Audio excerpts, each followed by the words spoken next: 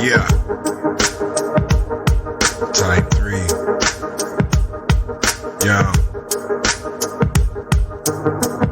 Started at the foam as a quantum burst. On the journey from the plane through the Omniverse. The shortest distance you can travel at the speed of light. Watch me take the same path as the neutrinos flight. Shot forward, zooming past the top core, where the space-time and energy roads do not fork. I've been slept on since the electron, Westbourne, home of the place to leave your chest warm. Photonic crystals are my playthings, rap at this scale, spoken in gamma ray wavelengths. Blaze beats, on my way to H3, unstable combustible isotopes at great heat. Fluid like a Mickey Mouse molecule, breaking down all atomic rules on the follow-through. I traverse the alpha helix, on the way to complex chemistry, you're bound to see it. Deoxyribonucleic secrets in the deep end, as I keep the beat and sow the seeds of reason. The only heathen that can bring you cell replication. Shoot questions stared through the barrel of investigation. Separation, 2 strands, introduce RNA into the sequence, then you'll get a new hand. Puffin' Chiba with amoeba, debating which came first, consciousness or the creature, with tapeworms. Cannabis tea poured from Russell's teapot to toast to every person to ever win an EGOT. Pack the stadium the size of a coliseum. Skyscrapers, high-risers, tetrahedrons. I haven't like got ready, like by getting ready, did a full face of makeup and like did my hair in so long that I forgot how to look like a normie. I was like sitting there and like, how do I do my makeup again? And I'm just like, I freaking like forgot how to get ready, but this is what I'm presenting as today. Fully in the flesh. It is nice to be here. I like the coffee cup. It's very nice coffee cup.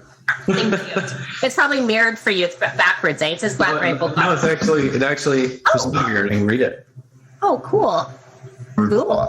I'm here in America. The whole Constitution thing that they're quickly getting rid of. But yeah, you got the First Amendment, which is free speech, and then you have the Second Amendment to protect that. No, I follow the news in the States quite closely because I'm here in Canada. We're in Edmonton, Alberta, Canada here. Where are you about again? I'm in basically Augusta, Georgia. Oh, cool. So I know you've heard of Atlanta, Georgia. Augusta, Georgia is about 3 hours away from it, kind of right on the South Carolina line. And that's also the home of the Masters golf tournament, which is the main thing in golf. That's pretty much all it's known for. We're also known for the Fort Gordon, the Army base for the United States, which is basically functions as the communications hub for like the whole of the Army. So my father worked there when I was growing up and researching all of these topics and this and that, the secret space programs and this and that. I'm like, but my dad worked at communications equipment on this base here. So my father passed away I'm sorry. In February of 2018. But that was a major transitional period for me, I guess you could say. Yeah. And it's kind of like the time where I started like growing up, really going from boyhood into manhood, because it's just on my own. And so that's where I'm at. Augusta, Georgia, from the East Coast. Is that like I know in the States it's very like liberal and Republican or Democrat, but Republican. Is that more of like a Republican area or a Democrat area? I'm going to say more Republican than anything, as far as like just being here in Georgia, the state as a whole. But over the past however many years they've been, as far as like the mentality of the people would be more Republican, but like they're slowly but surely voting in more Democratic, this and that. No. Voting. Yeah, exactly. That's why that was a weird question. That was a weird question for me, because I'm like, I don't know, because I don't really pay attention to it, because it's all set up and rigged, and people really it's such a coding, really. People really don't understand that. They talk about voting and this and that, and I'm just like, what? I know, like it has some impact, I'm sure, but they just adjust. They make adjustments as needed. Like if the results in real votes are not going to be what they wanted it to be, then they just exactly. They stick to their script regardless of what they present. Do you think Trump was like part of the actual like script, or do you think he was like a legit like surprise for like the or whatever you want to. I think he was definitely a part of the script, and I think that the part of the script that he was to be the entertainment factor just before they brought in the whole COVID narrative and just where we're headed now with all of this and it's worldwide. And every time I talk to somebody about this recently, I say, why all of this craziness? Why are they locking down Australia over here and all this stuff's going on in Canada and all of this is coming from the White House here and it's just worldwide with this vaccine. They're pushing it so much. Why all of this? And they say, because the virus. And I say, no, but do you remember what was happening right before all of this happened? They're like, what? And I was like, Epstein didn't kill himself. Remember? And then fucking went crazy. I always try to tie it back to that because I think the Epstein story kind of going viral across the internet with everybody talking about it, I think that was a non-scripted thing that they couldn't suppress any other kind of way. And then it is 2021 and they've had an agenda for a while. And I think we're in the midst of it. And very much like I really think that Trump kind of was like a break from all of the normal scripting, if you will. Yeah. And that kind of gave people's consciousness or their minds space to expand maybe a little bit. But I definitely think it was just like an entertainment factor, distraction, before they pushed him out, had all this drama to keep you ensnared. And they brought in a real company man. The president of the president of the thing, Biden, Obama 2.0, to really come in and say, we're gonna beat Joe Biden, says Joe Biden. I don't know if you've seen that video. It's really funny. I haven't been. Does he actually say my butt's been wiped, or is that an edited shot? Have you seen that? I don't know. I really don't know anymore. At this point, I don't know. I don't know what's real and what's not. Like, did they just deep fake everything? Is it all just? At this point, does Trump even exist? Was it all just Hollywood? I don't know. And like, that's I try not to let myself go into those spaces, like in my mind, because then I'll start taking myself serious, and then that's a problem. Because I'm like, whoa, I got to deal with reality here.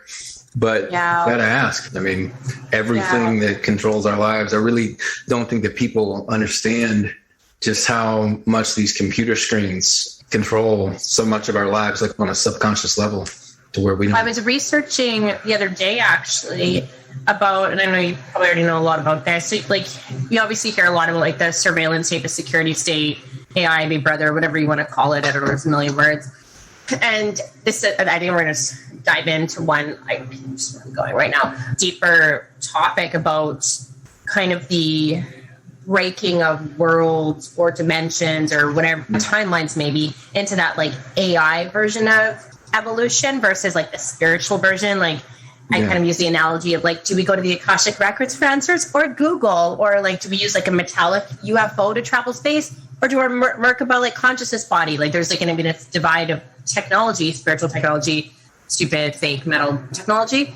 And and anyway, so I was researching all this stuff about the tests and stuff like the Pentagon and whatever else intelligence agencies are doing right now, where they've collected and they've formulated portfolios that we already kind of know of. Like if they wanted to look up the file on you, for example, they could easily populate every single digital footprint you've ever had, from email to text message to every phone call you've ever done, to all of your bank statements, every purchase, every location you've ever been to, because your cell phone's a GPS tracking device, whatever. And it puts together this nice little summary of Ethan, who you are, your past behaviors, best predictive behaviors. And they've taken all this information and they've made an artificial Earth, a simulation Earth, to test different propaganda theories. So they've plugged in every single human being on this planet right now. They've plugged in our portfolios essentially into this database that's now populated this imitation fake AI Earth version. And then they run through all their programs of different,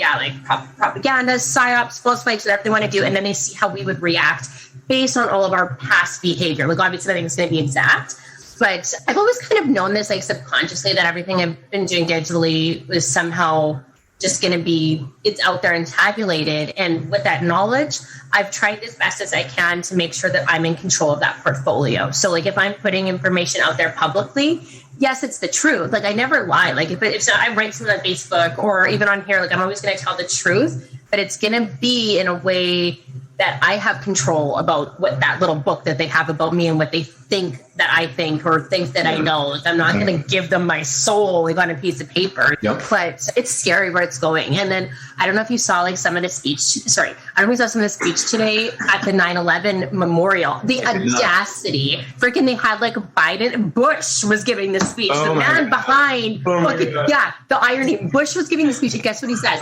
He's like, oh, my. What is a stupid like retard voice because he's handicapped in the head. He's like, my Americans, la la la la. And then he's like, you know what, we got to worry about the terrorists, but even more of a threat these days. I can't see what it said. What does it say? It says, nice to meet you, 9/11. Bush says, it's George. He says, okay, inside job, whatever you say. Yeah. And then so George Bush says to the whole crowd or whatever, and he's like, yeah, okay. Bush speaking. It's like 9/11's a hard time or whatever he says. And then he goes, but, you know, we can't really worry now about the terrorists or like foreign threats. He's like, the biggest threat of all right now is the domestic extremists. So actually,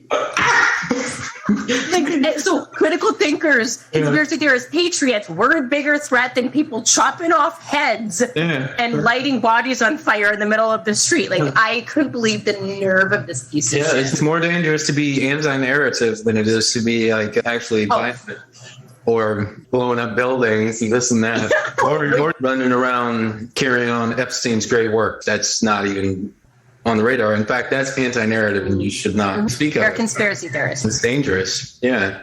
Very dangerous. So on that subject with what you just said, that's a great point in the conversation, I guess, to point out what I'm trying to do here with the idea of Omniversal media, via the podcast and this and that, in conjunction with the Omniversal News Network, would be to kind of come in and say, all right, we have to override this overlay that y'all have come up with, controlling the narrative. You don't get to control the narrative because we're not going to let you. The only way that you would be able to is if you could silence us, but you can't because you'll have to kill us first. And I don't necessarily want to be killed or martyred, this and that.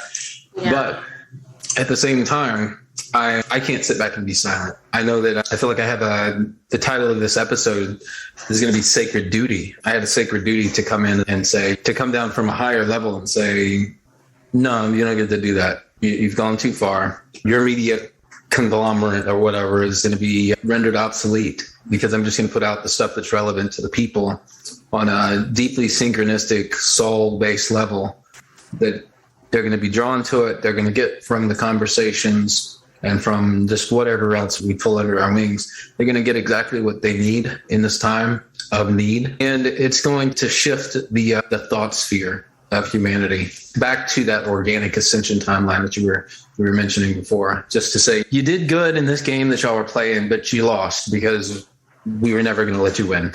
Who's we? Yeah. People like us. Yeah, us nobodies. Us nobodies. Yeah. So since we're nobodies, let's talk about names here. Now, before you joined the meeting and I said I was rambling, I was talking about myself and bringing you in, and I didn't know if you wanted to share your last name here or not, but I've got it written down as Sacred Duty with Ashley Laurel. And because of just those two names, I want to share that my last name is Womack. Of course, I prefer to go by the title of Hawkeye because that's the name that came from within to me to kind of restructure my mind around the name, the concept of your egoic self and your higher self or your soul being the actual you. Like we often say in our language, like our language is so distorted that we have to say it this way to be grammatically correct. We have to say my soul, but really all there is the soul, and then you have a body and you have a name and this and that. So anyways, I'm going off on a tangent here, but Ethan Womack, Ethan being ancient, enduring, or steadfast, and Womack meaning literally translating to he who dwells within the oak. So oak tree. And so I have written here, I sent you those notes, ash, oak, and laurel trees. Someone else that I intend to have on the show here is Laura Eisenhower. Very nice. And so there's the laurel tree again. But the ash tree and the lore behind that, we can get into the oak later, but I remember this post. I actually saved this post that you made. Put it here so I can kind of still look at the camera. Oh, I don't even remember it. It's one that you started out. He said, okay, so you know how a couple of weeks ago I was mentioning the synchronicities in my life have been so much more blatant or in my face and frequent, and I officially freaked myself out to the max. I just topped my last insane synchronicity, and I swear to Mother Goddess that the most rational explanation at this point is that a time traveler is pranking me. LOL. And then you go, so one topic among many that I've never looked into before is the meaning of my name, Ashley Laurel. And I'll leave it up to you to divulge your last name here. Dickout. My last name's Dickout. My legal name was on paper. It's Dickout, just the way it sounds, like whip your dick out kind of thing. All right, I hope you're just going to whip it out like that. But don't. For the purpose of this family program, please keep it in your pants. You're just going to whip it out like that. We'll just go on with it. So it's that point where you were talking about your name and you were looking deeply into the symbology of this and that. Here's some excerpts from your research. You say the most famous ash tree was the Norse world tree, and I don't know how to pronounce the... Oh, God, neither do I. Yggdrasil? Yeah, something like that. On which Odin hung to receive the wisdom of the runes. Thus, ash possesses indescribable knowledge, things we cannot really know in our heads and can only reach through our expansion of consciousness. So I'm going to pause right there and say that I wrote a book in 2009, I think it was. I just got inspired to just sit down and write this book. But my main character's name was Ashton. And he's a male. Shut up. He's a male character, but this name just came to me and it was deeply spiritual when I was writing it. I didn't know why I was writing it. I just knew I needed to write it, this and that. And so I looked into the name, like why this name. And so I had discovered all this back in 2009 about the ash tree and that and all of that. So things we cannot really know in our heads and can only reach through the expansion of consciousness. So fast forward from then until now, and here I am talking to you. And not only that, but then we go from that ash tree over to the laurel tree, and the laurel tree is even more interesting because this is the battle of a battle against those who are warring on our consciousness. The laurel tree, back in the elden days, they would use the leaves from that tree and they would weave them into crowns to place upon the head of the victors in this or that battle. So to me, it translates straight into victory. Like, who's going to win here? The trees are going to win, basically. Right? Nature is going to win. That 100%. That organic ascension timeline. That's why all of these machines and stuff, I think, is very important. What you said, we have to be in control of that file that they're trying to use to control us through the automated algorithmic programming.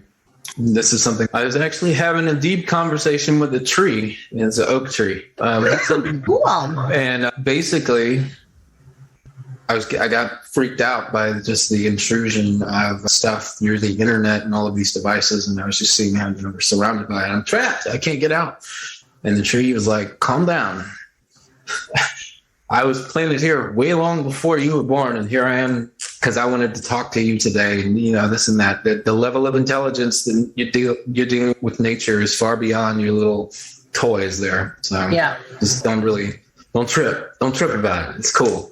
And then I realized with all of my posts and stuff that I needed to become conscious and aware and begin purposely reprogramming their algorithm, which is programming itself through what it learns from our output.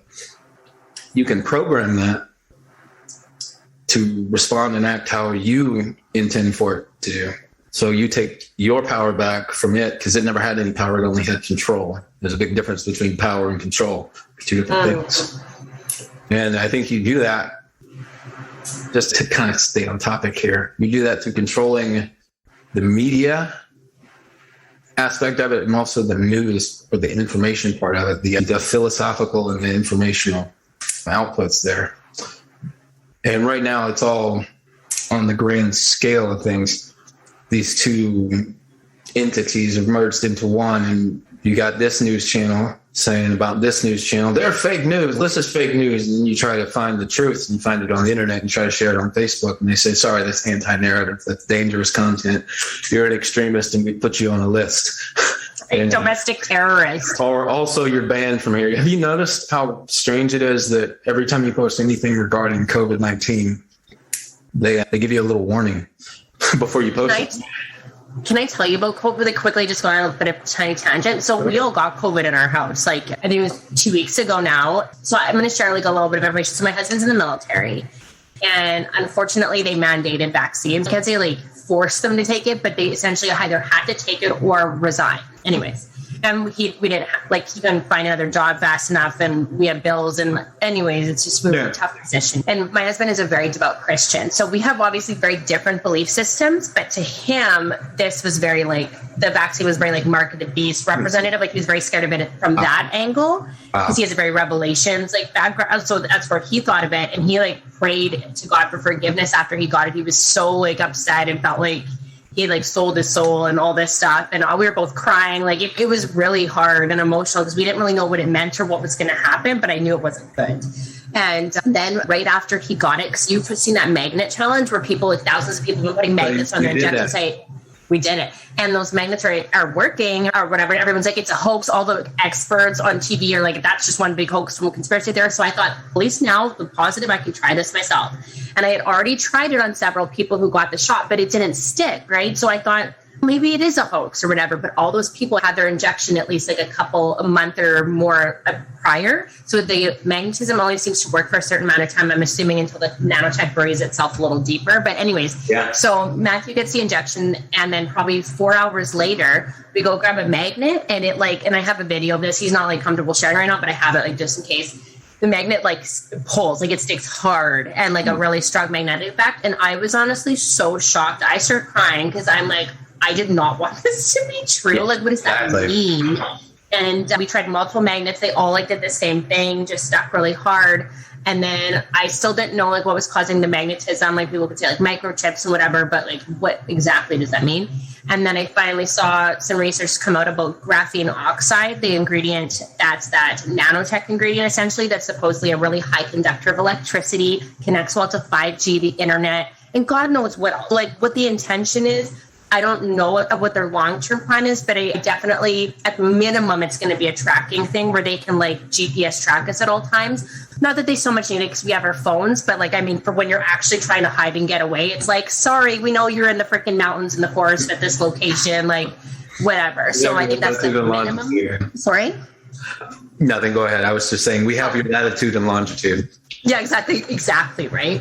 I think that's like the bare minimum of why they did it. And then so then about a month after he gets his injection, keep in mind now everyone at his job has been fully vaccinated for at least almost a couple months. And there's a freaking breakout at the military. So Matthew ends up catching it from someone else at work after he's fully vaccinated. Comes home, immediately infects myself and my two daughters, and we were all tested positive or whatever. So then we all obviously like isolated and stayed home. I especially have to with my daughter. It's very corporate. I have to like fill out a questionnaire every day that I have no symptoms. And anyways, we have a COVID response team. Like it's a very corporate job. So we both stayed home and did our full quarantine. But get this. So for symptoms, I was only symptomatic and sick for 3-4 days. And my symptoms were just very much like any cold I've ever had. So like mild cough, loss of taste and smell like you do with every single cold, and then like runny stuffed nose kind of thing. And then my daughters were barely symptomatic, just a bit of a runny nose and a little bit of coughing. Matthew got very sick. He was sick for almost 2 weeks. So like usually even people who get it aren't sick past the 10 days. He was sick for almost 2 weeks. He had every symptom you can think of, from vomiting, high fever, just like all of the symptoms, like everything. It just like went through like different stages. It was like a different cold every day kind of thing. And he took a really long time to recover, where the rest of us like bounced back really fast. And he's the only one out of us that's fully vaccinated. And then there's like this breakout happening at the military. So regardless of what the news and the narrative is telling us, like we know for a fact now that the vaccinated are the super spreaders. I'm assuming it's because the ingredients that they have in the vaccine caused, I don't know, like some kind of reaction where like maybe that body is now emitting like those viruses much more strongly, or like or a stronger version of a variant. Like I don't know, but all I know is they're the ones spreading it around like in that really bad. But we all end up like getting over it. It's still really scary here though, because they're considering mandating it. And my job, unfortunately, is I work for a company that's Canada-wide. and they've been mandating the vaccine by province right now. So Alberta, I live in like the Texas of Canada, just by the grace of God, like that who knew things were going to happen. So I used to hate Alberta. Like I was wanted to live in BC on the West Coast because it's so beautiful there, and I still love it there, but they've gone completely, like, the government's nuts there right now. And same thing with Ontario, another really beautiful province, but they're also like, they've already mandated the vaccine. And my job, like, as much as I love it, if they've already mandated the vaccine in my job, but not here in Alberta. But like the moment that we make that shift, I don't know what that means for us, but like Matt and I have talked about it, like when we're going to go off grid, like when do we draw the line where we're like, we're getting out of Dodge? Like, is it when they start microchipping? Like, when do we do it? And for us, it's like the mandating of the vaccine. Like if it's like where me and the girls can't do anything or go anywhere, or if they're starting to collect people who haven't been vaccinated and put them in detention centers, which they're already doing in Australia. I don't know if you've been watching the stuff in Australia, how like fucked up it is right now, like, and how they've been saying the words New World Order just like outwardly. They're like, so we're gonna look at that tomorrow at the New World Order, as for the New World Order or whatever, just like, cause sometimes it's a slip of the mouth, and they're like, no, but they're like actually just saying it like confidently now, arrogantly. Go ahead, I'm done with my COVID. I want you to continue. I just wanted to say it's gone from new normal to New World Order, just like that. Just overnight. Because Epstein didn't kill himself. But anyways. Do you mind, Ethan, at some point if I do like a quick little visualization for us to just like telepathically connect our energies? Yes, I was actually going to mention that earlier, which sent in the message with the setting the intention and this and that. Yeah. On that note, I'm scrolling through these notes here from your posts, talking about the names, and it says at one point, ash is the key to healing the loneliness of the human spirit, forming a link between the gods, humans, and the dead in the spirit world. Ash holds the key to universal truth and cosmic wisdom, and it takes on the important role as a tree of initiation. I didn't remember writing this. I wrote that? I think that this was you relaying your research on I'm like, okay. The lore of the ash tree. And so, interestingly enough, I was telling a friend, I'm going to be doing our first call for the podcast, this and that. And I had something set up for last weekend, and it didn't work out because, ironically, me and the person that we're going to have the meeting here, we both did not feel good on that day, and we just decided to reschedule. And so my very first recording here is with you, with the Omniversal News Network, and just the correlation of that and just the way it all worked out. It's just interesting. And then I had somebody message me. On the website, I have a thing where they can message me through Facebook Messenger. Just if they're on the website and want more information, it goes straight to my phone. I got a message like 5 minutes before I started the meeting. They were like, I'm on your website. I'm excited to see what you put out. Oh my God. And I was just like, oh, that's interesting. So, it's like, it's a lot of pressure. It's scary. Like there's a reason, like, I don't know. I haven't really put myself out there either, to be honest. Like, this is my first video that I've done in any capacity in almost 5 years. And I don't know why I went dark. It's like a million different reasons. It just didn't feel like it was the time to, I don't know. I could feel the censorship around me and this like crackdown, and how everyone who was kind of going down this path was getting like deleted from the internet. And there was this huge, and it is going to get like worse to a certain degree with certain things, but it just didn't feel like the right time. I don't know. And I don't know. I fell out of it's good. It's good to get back into this again. I'm really happy that we're doing this. Yeah, I was going to ask about that, but then you just went ahead and kind of explained it before I did. So I kind of view it as like a period of gathering your strength. So say you're seeing this person and that person left or right getting taken down in their platforms, being deplatformed, if you will. And so you're like, well, what I have to bring to the table is too important for me to just let it get wiped out right now. So I'll just wait in the background until it's time. And then I contacted you about this and that. And you're very difficult to get in direct contact with, but it's fine. I mean, private life is private life. But no, but I am. I don't do this. I'm glad that it worked out, because it seems to me as if this whole idea with doing the call with me was something that kind of spoke to a deeper part of you that made you say, okay, we'll do the video, this and that. It's time to get back into it.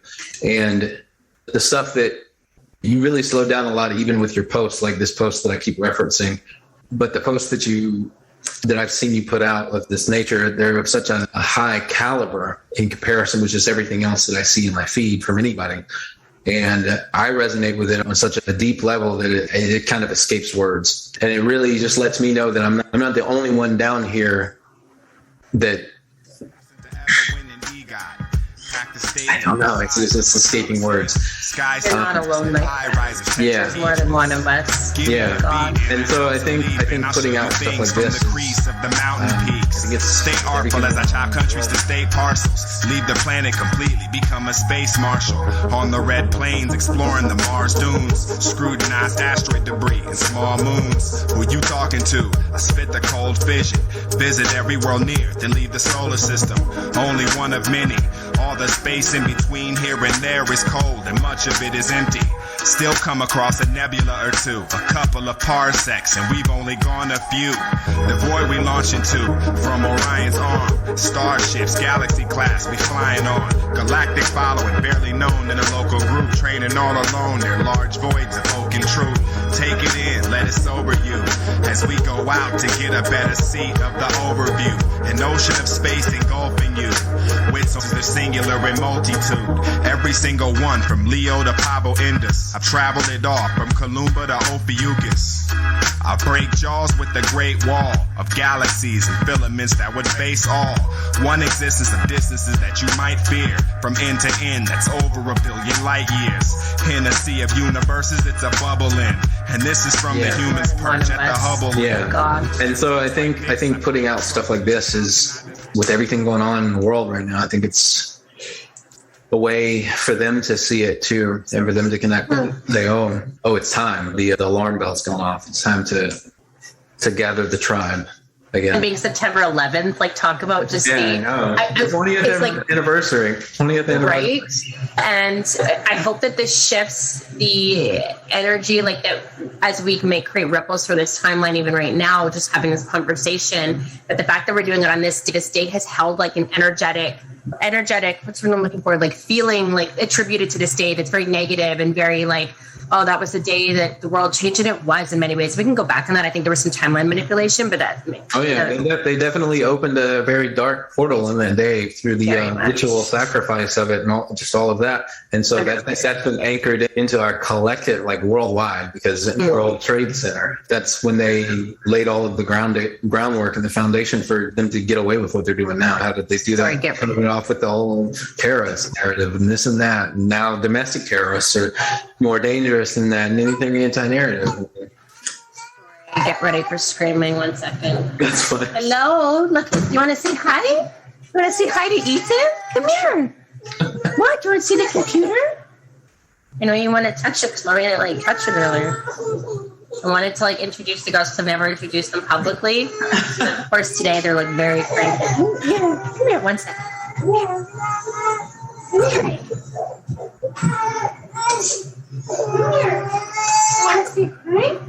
Who's that? Who's that? Hello? This is my oldest. This is Aurora. Ah, hello, Aurora. This is Aurora. Is that Aurora and Mommy? Can you say hi? She's like, let me touch it. Hello. Hi. Again, names, interesting. Right. On the website. That's the reason I chose. I'll show you my other one. Aria Rose, come here. Aria. Oh, can I tell you? Both of their names came to me in dreams, and both the kids told me their names. I didn't know what it was. I was one of those women that was like, I'm going to name my kids this one day. I waited till I was pregnant, and I was like, what is your name, soul? And then with Aurora, I think I was about 4 months in, and immediately it just was like, I don't know. I just woke up one morning, and I'm like, oh, nice to meet you, Aurora. Welcome to this domain. And then Aria Rose, it was an interesting. Okay, I'm going upstairs. So with honey, can you just grab Aurora, please? Lusty Papa. With Aria Rose, I felt like resonated with the word rose. She was constantly telling me, like her soul was telling me, like my name is Rose, because I kept seeing the rose in my head, and like the Fibonacci sequence, and all this stuff. But then Matthew kept resonating with the name Aria. Like he kept feeling and hearing the name like Aria, and that was her name. And by the way, Aria, the symbolic and deep meaning of it is the lioness of God. Oh. So, yeah. Oh. Okay. Right? And then I saw that meaning. I'm like, I like that. Let's do Aria Rose. Let's just do the full thing. You were saying, sorry. Just on the website, the Omniversal Media website, some of the terminology that I've used there. And I remember I remember when you were making posts about your firstborn, Aurora, and just this and that. And I recently discovered the artist Aurora. And then there's this other friend that I have that's also going to be on the podcast here with me. She goes by the name Ashley Aurora. And so this Aurora thing was Aurora around me at this time period. And also this terminology that I've placed on the website and just all of what it implies, it just all syncs up. It says, we are implementing Aurora override re-encryption protocols. We seek to provide you with the tonally encrypted vocal codings that are necessary to reactivate your latent DNA patterning through the information sets contained within the podcast. It's time for our star tribe to awaken and to restore the balance by remembering what Wetiko has forced us to forget. It's time to heal the world back to life, and that can only be done through ancient wisdom. It's like that tree that said, I was planted here on purpose long ago, so that I'd be here to tell you just calm down. They don't have any power.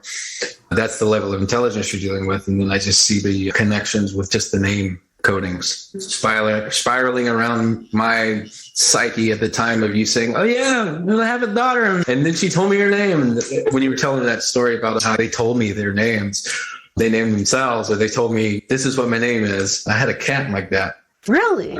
Yeah, I had a dream about this cat. And 2 weeks prior to running into this cat, I was telling my partner at the time, I think I need to get a cat, and looking at pictures of cats on the internet that just kept popping up. And then this cat just popped up and was just lost in the woods all alone, little kitten. And it's like, and I brought it home and I was like, what am I going to name this cat? And it was something like, I was getting the name like a stray cat. And then I was like, Ashtray? No, I can't name the cat Ashtray. The name that once the translation came through was Astraea, which is not sure if you're familiar with the name and the Greek goddess and all of this and that. But anyway, I've also had the whole experience of this entity coming into my life and like saying, here's my name before you name me. So it's really interesting and really cool how everything works together. It is. Ethan, let's do our intention because we could just Let's do it. Okay, so if you don't mind, can I guide us through just? Yeah, please do. You're so excited. It's exciting. So I was like, I'm going to be mellow today and just like very grounded, and I'm trying to be, but I'm just so excited that I might. But you know, I only get like this. I only get this like zzz, if I'm talking about stuff that lights my soul on fire. Like I'm not like this like all day every day. Like I'm just normally like pretty, hey, like what's up, like whatever. But you get me going about like spirituality, conspiracies, like just any of like that or deeper stuff, right? Anything soul related, then I'm just like, I can't talk fast enough. There's so much that wants to come out. And then I even had a pen and paper. I forgot it downstairs, but I usually end up writing so much while I'm talking because all this stuff is coming in of like just like information. And I haven't got downloads in so long, like a good one. It's probably been months, it feels like. And then the moment that I set my intention today, when I knew for sure that the interview was happening, like it wasn't like, because I didn't know, you just never know if like something's going to come up or whatever. But when I knew for sure that it was, what? Like your camera might not work. It might not happen. I got you. Yeah. Like you just, I don't know. But once I knew in my heart, like it was happening today and it was like done, immediately all this stuff just started coming in and hasn't stopped all day of like things to talk about and whatever. And there's like this higher thing, I don't know, the quantum field source, whatever you want to call it. But anytime I do a video, and you probably get like this too, but your higher self knows that the information is going to be reaching a vast amount of people. I get way more good stuff when I'm about to do that than I do just on my regular day at work. Like it's like Ashley's doing a video tomorrow. She's not going to sleep tonight because she's going to be downloading for the fucking whole entire night long. Like it's just, but I was like that all day today. I just like couldn't stop. Okay. Yeah. So intention. Yes. Okay, and see, you the excitement that you're displaying and describing, that's also extremely inspiring and encouraging to me, as well as it excites that same part of me. Yeah, big same. I want to put one of those little GIF images up, but anyway. You're talking GIFs, like. It's a special language. It's omniversal in nature. But anyways, go ahead. Okay, so let's just quickly close our eyes. And if anyone who's watching this would like to join, that would be lovely. We're just going to do a quick visualization. I'm going to sync up telepathically with Ethan. Ethan, if you just want to right now visualize your third eye chakra, So just bring awareness to that area in your forehead. Imagine that area being an electric violet in color, just kind of filling up your whole mind, your pineal gland, that electric violet energy. Now I want you to imagine an electric violet cord or thread of energy leaving your third eye chakra and then connecting to my third eye chakra. So imagine that syncing up, like plugging into my third eye from your eye. So 2 cords, electric violet. And then we're going to bring our awareness to our heart. So bring your awareness to your heart chakra, a bright green emerald in color.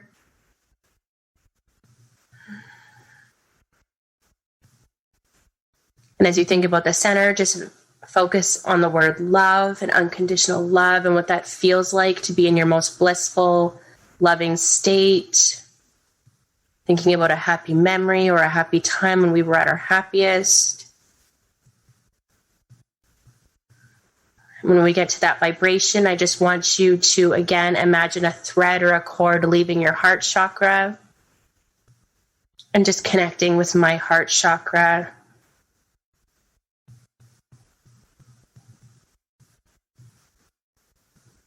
And then we're going to connect our crowns lastly. So we're just going to bring awareness to the top of our heads. About 1 inch above our head, there's like a spinning chakra. Imagine it rotating clockwise, spinning really fast, like a lotus opening, however you want to visualize that.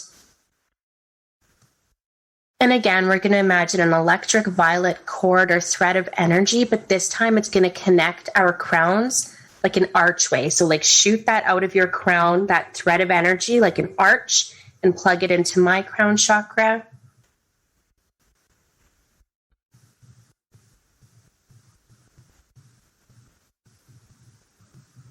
And then let's even connect our throats as well, because this is our place of speaking our truth. So I think that would be important. So just bring our awareness to our throat chakra in the center of your neck. Bright blue in color, about the color of the sky.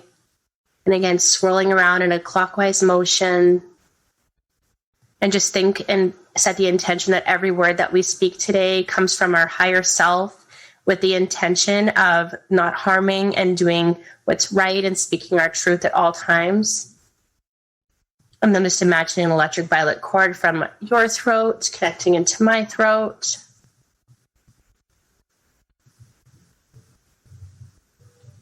And then this is also how you would communicate or attempt to communicate telepathically with just basically any being in the universe. And then I just want to set our intention for today and also just for the whole site and I hate the word like business, but like the mission, the purpose of Omniversal Media, Omniversal News Network, all this stuff or what we're trying to achieve. I just want to set the intention today that everything that we talk about today and every dollar that Omniversal Media receives from this goes towards a cause or is spent in a way that is for the highest good and it best serves humanity's spiritual evolution or best facilitates humanity's spiritual evolution and it is spent in a way that helps raise the vibration of the planet. So that this whole thing is everything that we do and say today is for the best for humanity. And then we'll just hold that attention and we can open our eyes. That was amazing. I feel good now. I mean, I felt good before, but now we're just like really connected. Yeah, I think that was definitely what was needed to just go ahead and vocalize that and bring it into full manifestation. We kind of visualized on that omniversal level, that very high up level of our higher selves, like stepping it all the way down into the 3D manifestation through that right there. I pulled out my Hawkeye stone here. A dear friend of mine gifted this to me. It shipped from Nepal. And wow. I had it in my pocket and I pulled it out at the start of that. And it's really, this whole thing, the idea, it came from elsewhere down through me, and then you over there, and you read the thing where I described the difference between the news and the media and the bringing it together. It's just, I didn't come. You can explain it if you want to expand on that, just for the viewers, maybe. Yeah, on our website, the About Us page, it says Omniversal Media is a hub connecting certain souls featured in our Beneath the Surface podcast interviews. with the individuals who need their specific carrier output wave. It also includes music and entertainment art, serving as an online repository for various topics of information. We seek to bridge the divide between various schools of thought so that our viewers can see that humanity is in agreement about so much more than they are led to believe. People are no longer able to decipher fact from fiction, hence the need for an omniversal override of the various news sources, because there's a difference between media and news. One is philosophical, the other is informational. Working in conjunction with the Omniversal News Network, we seek to keep the two separate yet whole. And then I imagine the yin and yang image. I actually have a painting that hangs over my stairway there that I did. We will bring you the food that your soul needs, and the Omniversal News Network will keep you informed. And so, can you tell us a little bit more about your background in journalism? I would love to. So back when I was trying to choose a career, I don't know, my whole entire life, like so many of us probably, our career choice of what we want to do changes a million times. And I just knew I wanted to help people. I knew that. And I knew I wanted something that didn't have a linear, or what's the word for it? That didn't have like a roof, like where like you could only get to like a certain title and then you had to like stop. Like I would get bored. Like I need something that's just very expansive that I could be and move into any role at any time, or just change my role accordingly.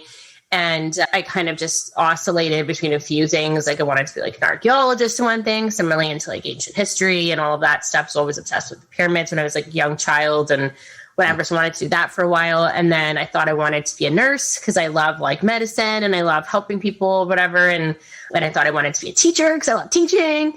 And I wanted to be a psychologist because, again, I want to like help people. And then the journalism thing came to me when I was like researching different careers, and because I love writing and reading. And it was just suddenly this natural, like, this is it, because like selfishly, and like I do have an agenda for sure. One of my things was like, I selfishly want to know everything about everything. Like I'm just very inquisitive, and you can't just ask people like about their whole personal life. Like it's kind of like alarming, right? But if you say, oh, I'm a journalist, it kind of gives you this like free pass to just ask people like whatever you want. And people will tell you everything. They just start to open up to you the same way if you tell, like when people know I have a background in psychology, they immediately just start telling me all their problems because they know that it's not going to startle me because I've obviously probably heard stuff like this before. And same thing with the journalism thing. It's just like people automatically start to let their guard down and they just start talking.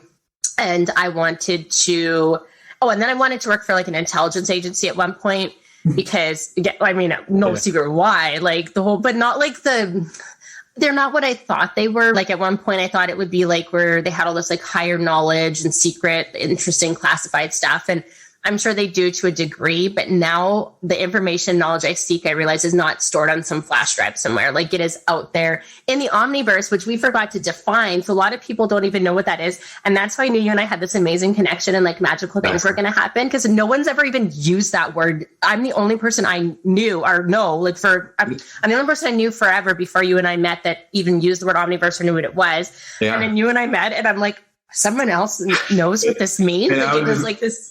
I was immediately like, "Hey, you're the only. Why are you using this omniversal? What? Hold on, we gotta talk. What's your email? I sent you this and that. I don't ever use the messenger, but we gotta talk and this and that." And then it just came into this, and here we are.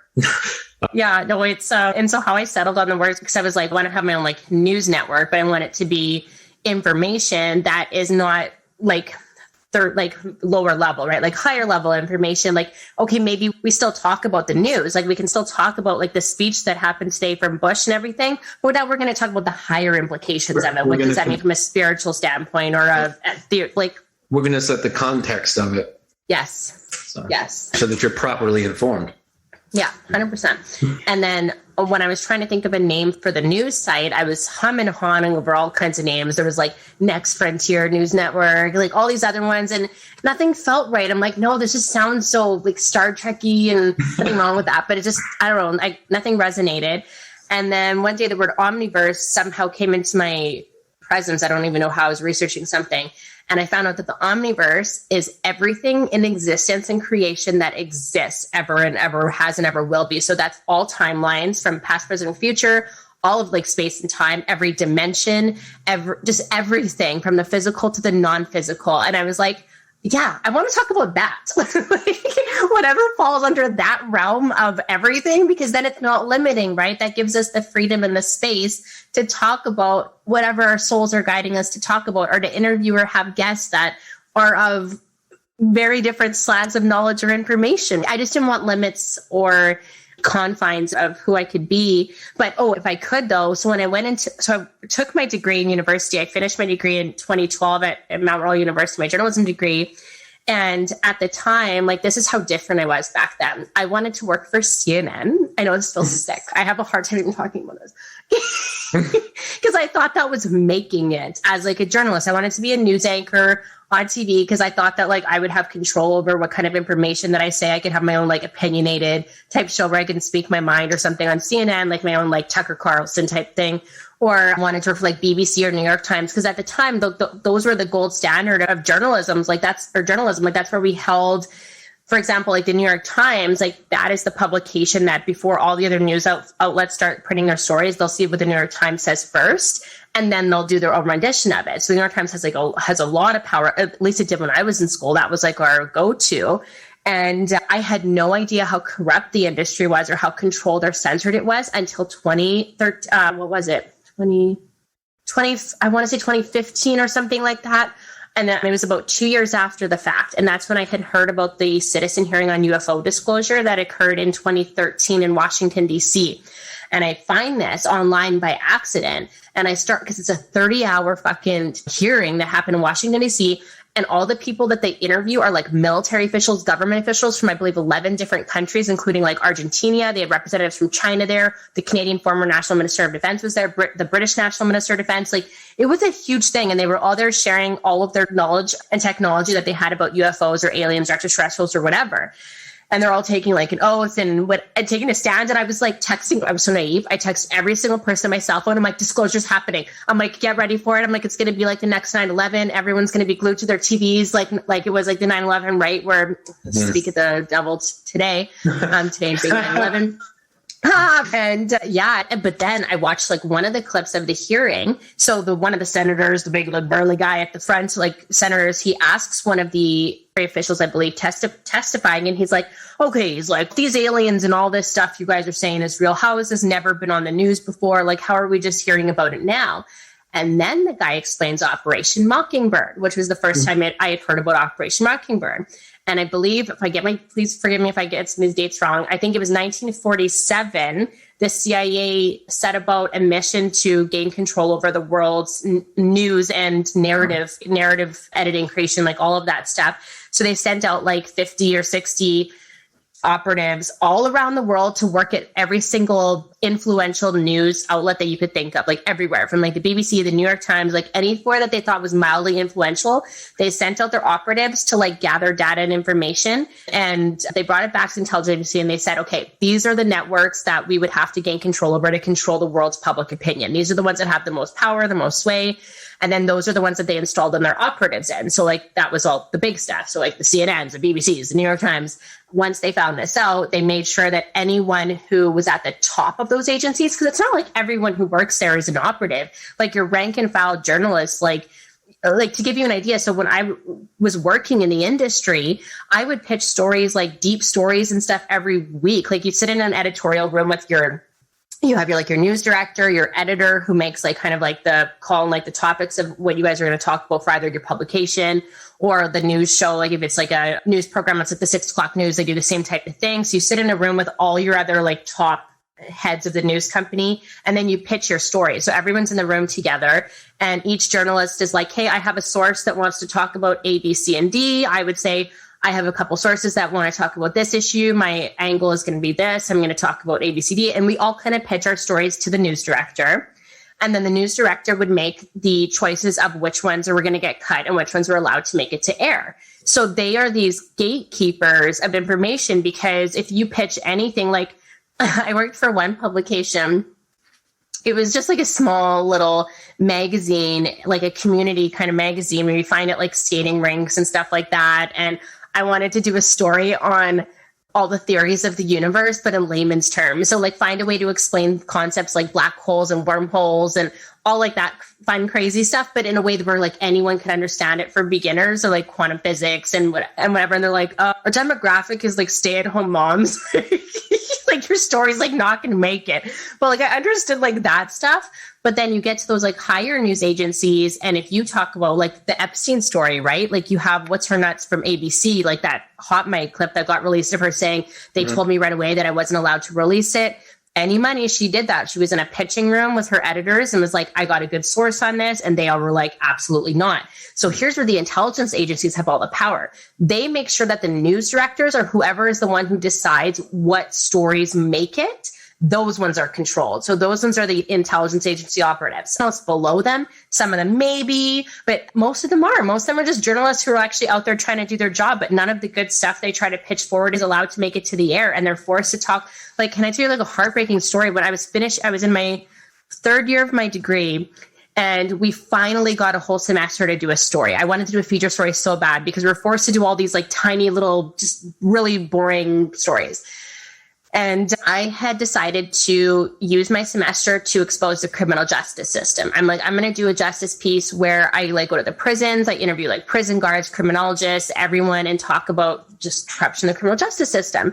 And I had probably 50 interviews, so like 50 different sources of high caliber that I had talked to. Because it was on, what do you call it, a written story at this time, was probably a good like 70 pages. And it was like a good story, but I found I couldn't complete it because I would go down one topic and like that would open the door to so much other corruption that was happening somewhere else. And it was like, I didn't know the criminal justice system had so much corruption and so much stuff to talk about, right? Like I thought I would start with prison overcrowding, and I ended up at like freaking it was just bigger than I thought. And then I ended up getting a D on my paper because it lacked a sense of completion, which I can understand because like I never was able to say like, this is all the corruption. Like wasn't able to give an answer as to why I went into the story to begin with. I just had a lot of really good information. And because I ended up realizing I didn't know I was trying to write a book at the time. It was like I ended up finishing 3/4 of a book type thing. Whereas like all the other students who took like the easy road and wrote like really surface pieces, like just like, oh, about this new bar that's opening in the city and like ladies' night on Wednesdays, they all got A+. Yeah, exactly. They all got like A+ on their paper. And I battled this the whole time I was in university. So like we would all write stories again. I would try and do something like deep and meaningful and put all this thought and time and energy and effort into it. I'd get like a C. And then the girl who decided to write the top 10 places to go for Wings Night would get an A+. So they start to weed out the real journalists like right away. Like it's systematic. Yeah. And so I felt like I just didn't have a chance. Like my type of, and that's when I kind of realized that like, real journalism was essentially dead. It's not that, again, that these journalists don't exist, but the ones that are like me that go into school for the right reasons, I would say 90% of the other students in my program, there was 70 of us at the time, all went into journalism because they wanted to be famous. If that's a fucking stupid enough reason to go into journalism. The rest of them who like maybe went in because they wanted to write or whatever, none of them had a desire to like really expose the truth or like expose injustice. Like I thought that's why everyone went into journalism. That was like common sense. And you get in and they're like, oh, I just want to talk about sports, or like, I just want to be like pretty on camera. Like nobody actually went into it for the right reason. And then you wonder why you have all these stupid talking heads at like the 6 o'clock news. That's the people, that's who they choose from. They who don't care about the truth. They literally don't care. I'm getting heated talking about this because obviously I have some vested interest. It's very frustrating. It's a very dangerous line of work to be in if you're going to really be about it. In fact, I've got a song that I'm working on writing. I may move it to another project of mine, but it's called Journalists, just because I deeply respect people of that who choose that dangerous line of work. If you're going to be real about it, because without the journalists, then. And when I'm using the term journalist, I'm using it in the terms of what we're trying to define here. We're not talking about talking heads. Yeah. It's funny, I remember being a child and my father watching TV and he used that term talking heads. And I was a kid and I was like, what does that mean? He's like, they're just heads on the screen that talk. It didn't make any sense, but used in this context, it does. But the words for the song say, if I tell you what is real, then they will kill me and reveal these signs. The only truth is that the youth will never hear these rhymes. If in this booth I let loose, then they will still be blind. But if I'm silent, all the violence won't be healed. So I must remain and try to change and shift these lanes. We've been driving around in circles, but we insist that we've stayed on the path. But I have to resist these claims. So I ask that in this track that you witness flames burning down the whole infirmary. My words are more than sure to be enough to fuck shit up. It's what these journalists are journaling that tell the story to the world, but you're concerned with worshiping shit that makes you feel as if this senselessness is nurturing. And so it's really interesting because we do have all of these talking heads, if you will. We do have all of these surface level things.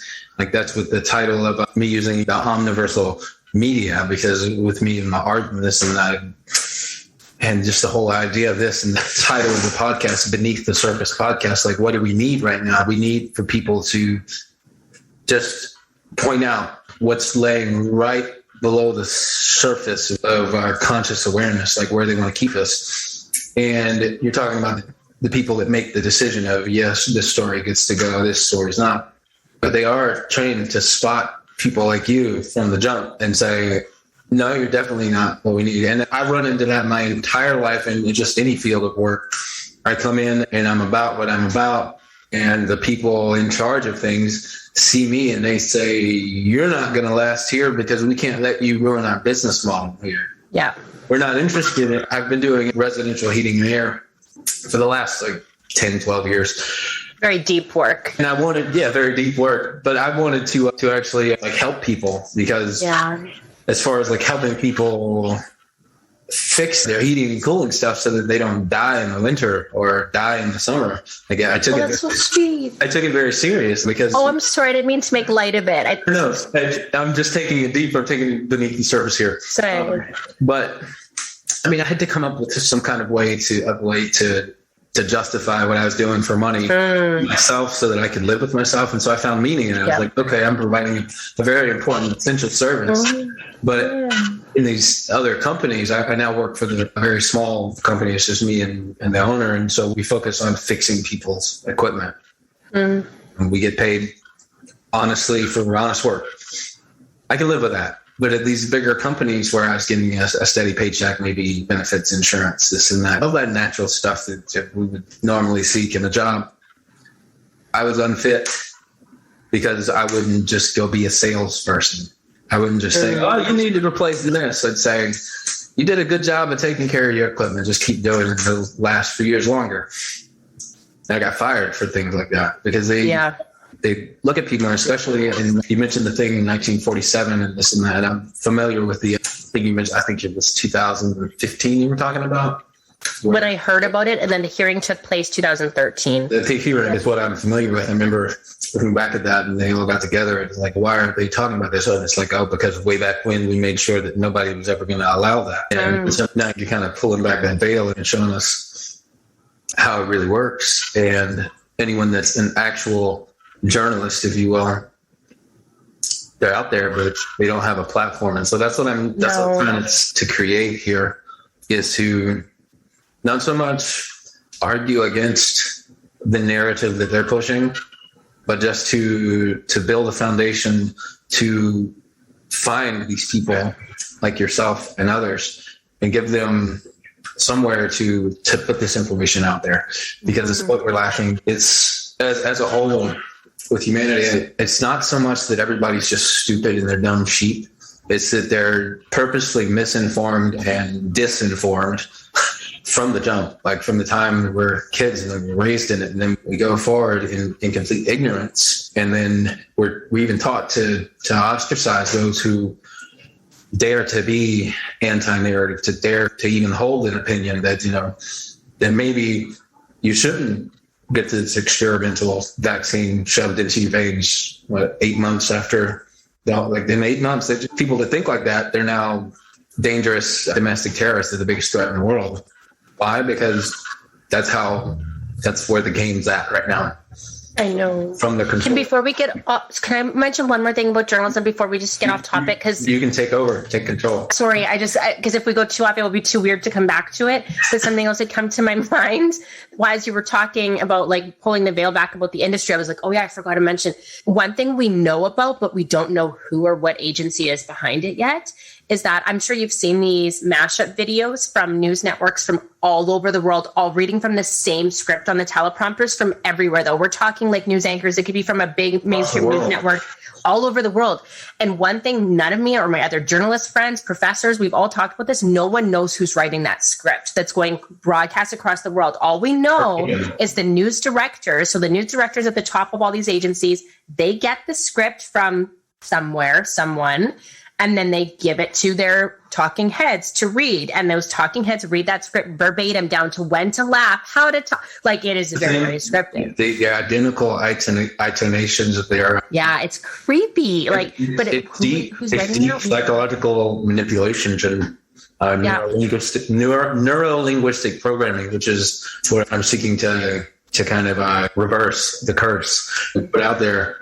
And we do that through just talking like this. I mean, how many times have you found a random YouTube video about some podcast or just people having a conversation, and the conversation just like sinks right up with right where you're at?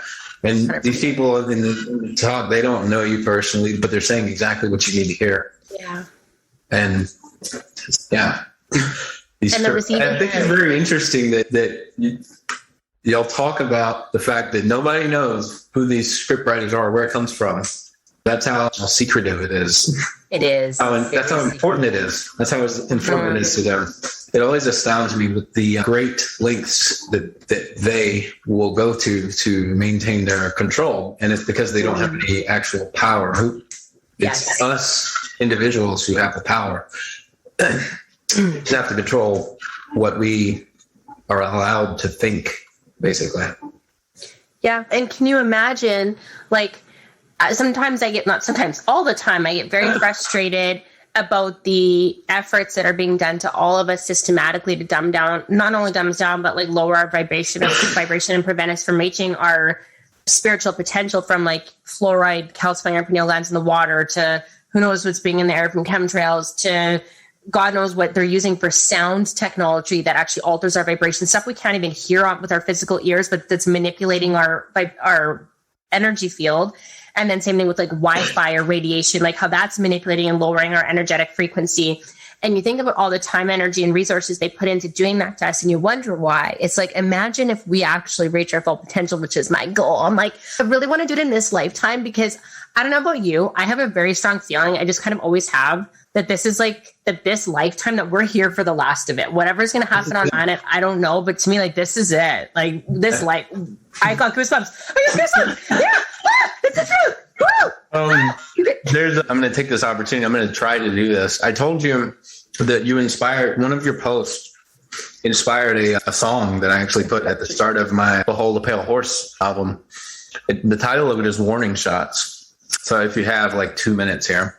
Yes, please. It's actually 3 minutes long, but it was a post that you made about something referring to just, I don't remember the exact post, but you're really fired up. It was one of those apocalypse posts, like, with like the reckoning for you guys, and we're going to quarantine you all off and then reform you dark controllers or something like that. It was this big long post. It just really spoke to that part of me that I was just like, yeah, that's what we're here for, because this all ends this time around.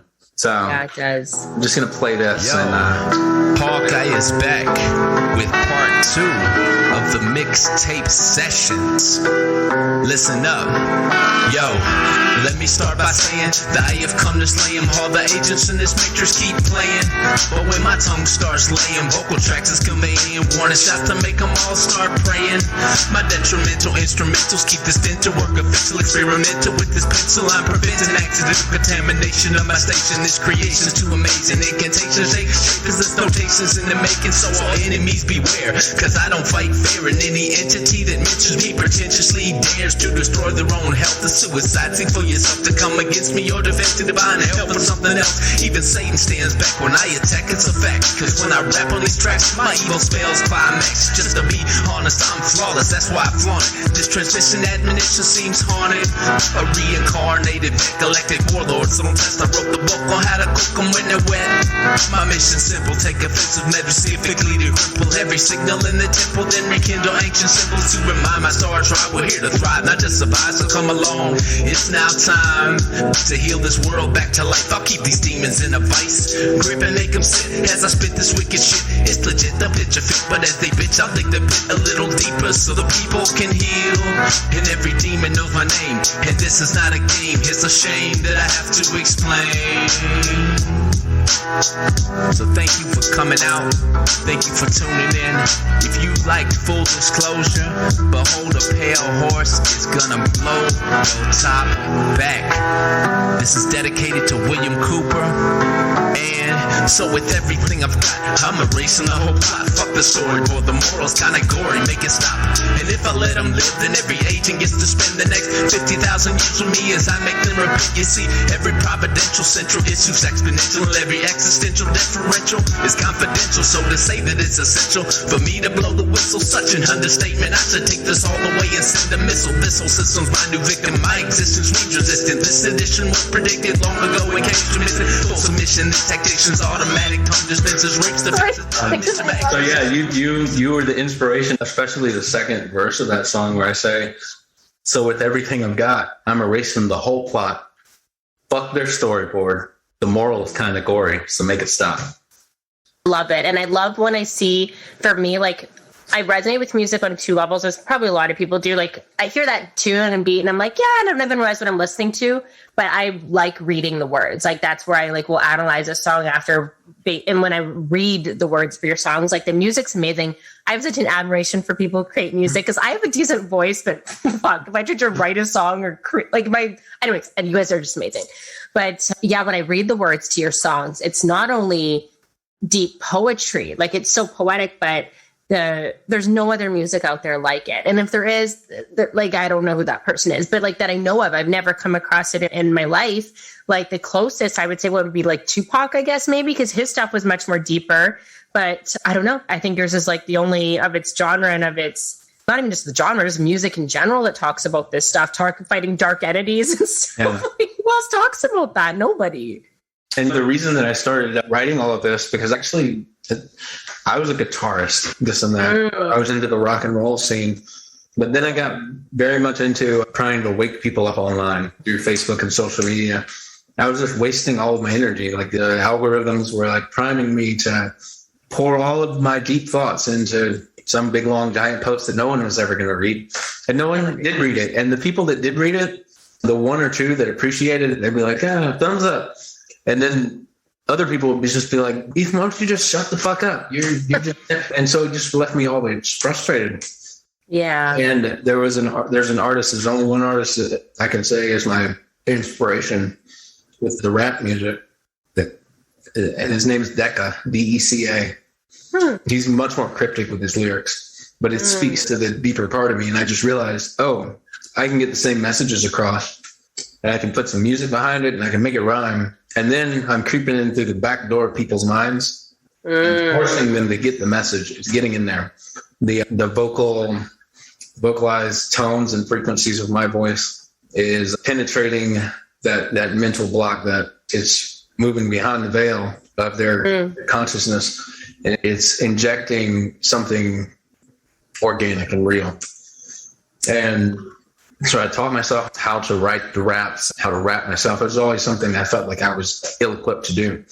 Yeah. And so it's really it went from being like just an idea of trying to continue on with my social media rants, and it turned into very deeply, because I needed somewhere to vent all of this frustration with the state of the world, this and that. And it went from that to this, where we're at today, and songs like that, because I also wanted to let these dark forces know, and I wanted to make them really feel me, to say, I'm talking to you, And you should be very afraid, because when humanity comes back online, as you were saying before, they're putting in all of this energy. They're going to these great leagues. They're manipulating our field at every juncture that they can. I realized they're doing all of that because they have to. If they don't, it's game over for them. Yeah, so I'm coming through with the music saying, here's your warning shot. It's too late. I'm here. Ironically, full disclosure, the first music that I released came out March the 1st, 2020. That was the release date. I just chose that date. And then a few days later, like a week later, they shut down the whole world because Epstein didn't kill himself and coronavirus took over. And I released the music, and then like a week later, all this goes on. And I got really scared because I was like, uh-oh, what have I done? I've locked down the whole world. That was their response to this. But there's a part of me that was just like, good. They heard the message. They heard me. And so I'm just coming through with that.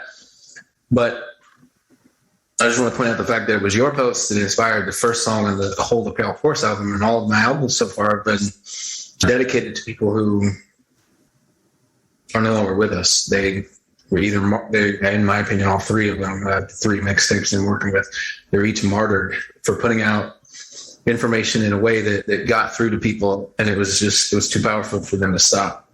Yeah. So they had to get rid of them. And so they have to silence the people doing that. I know, it's horrible.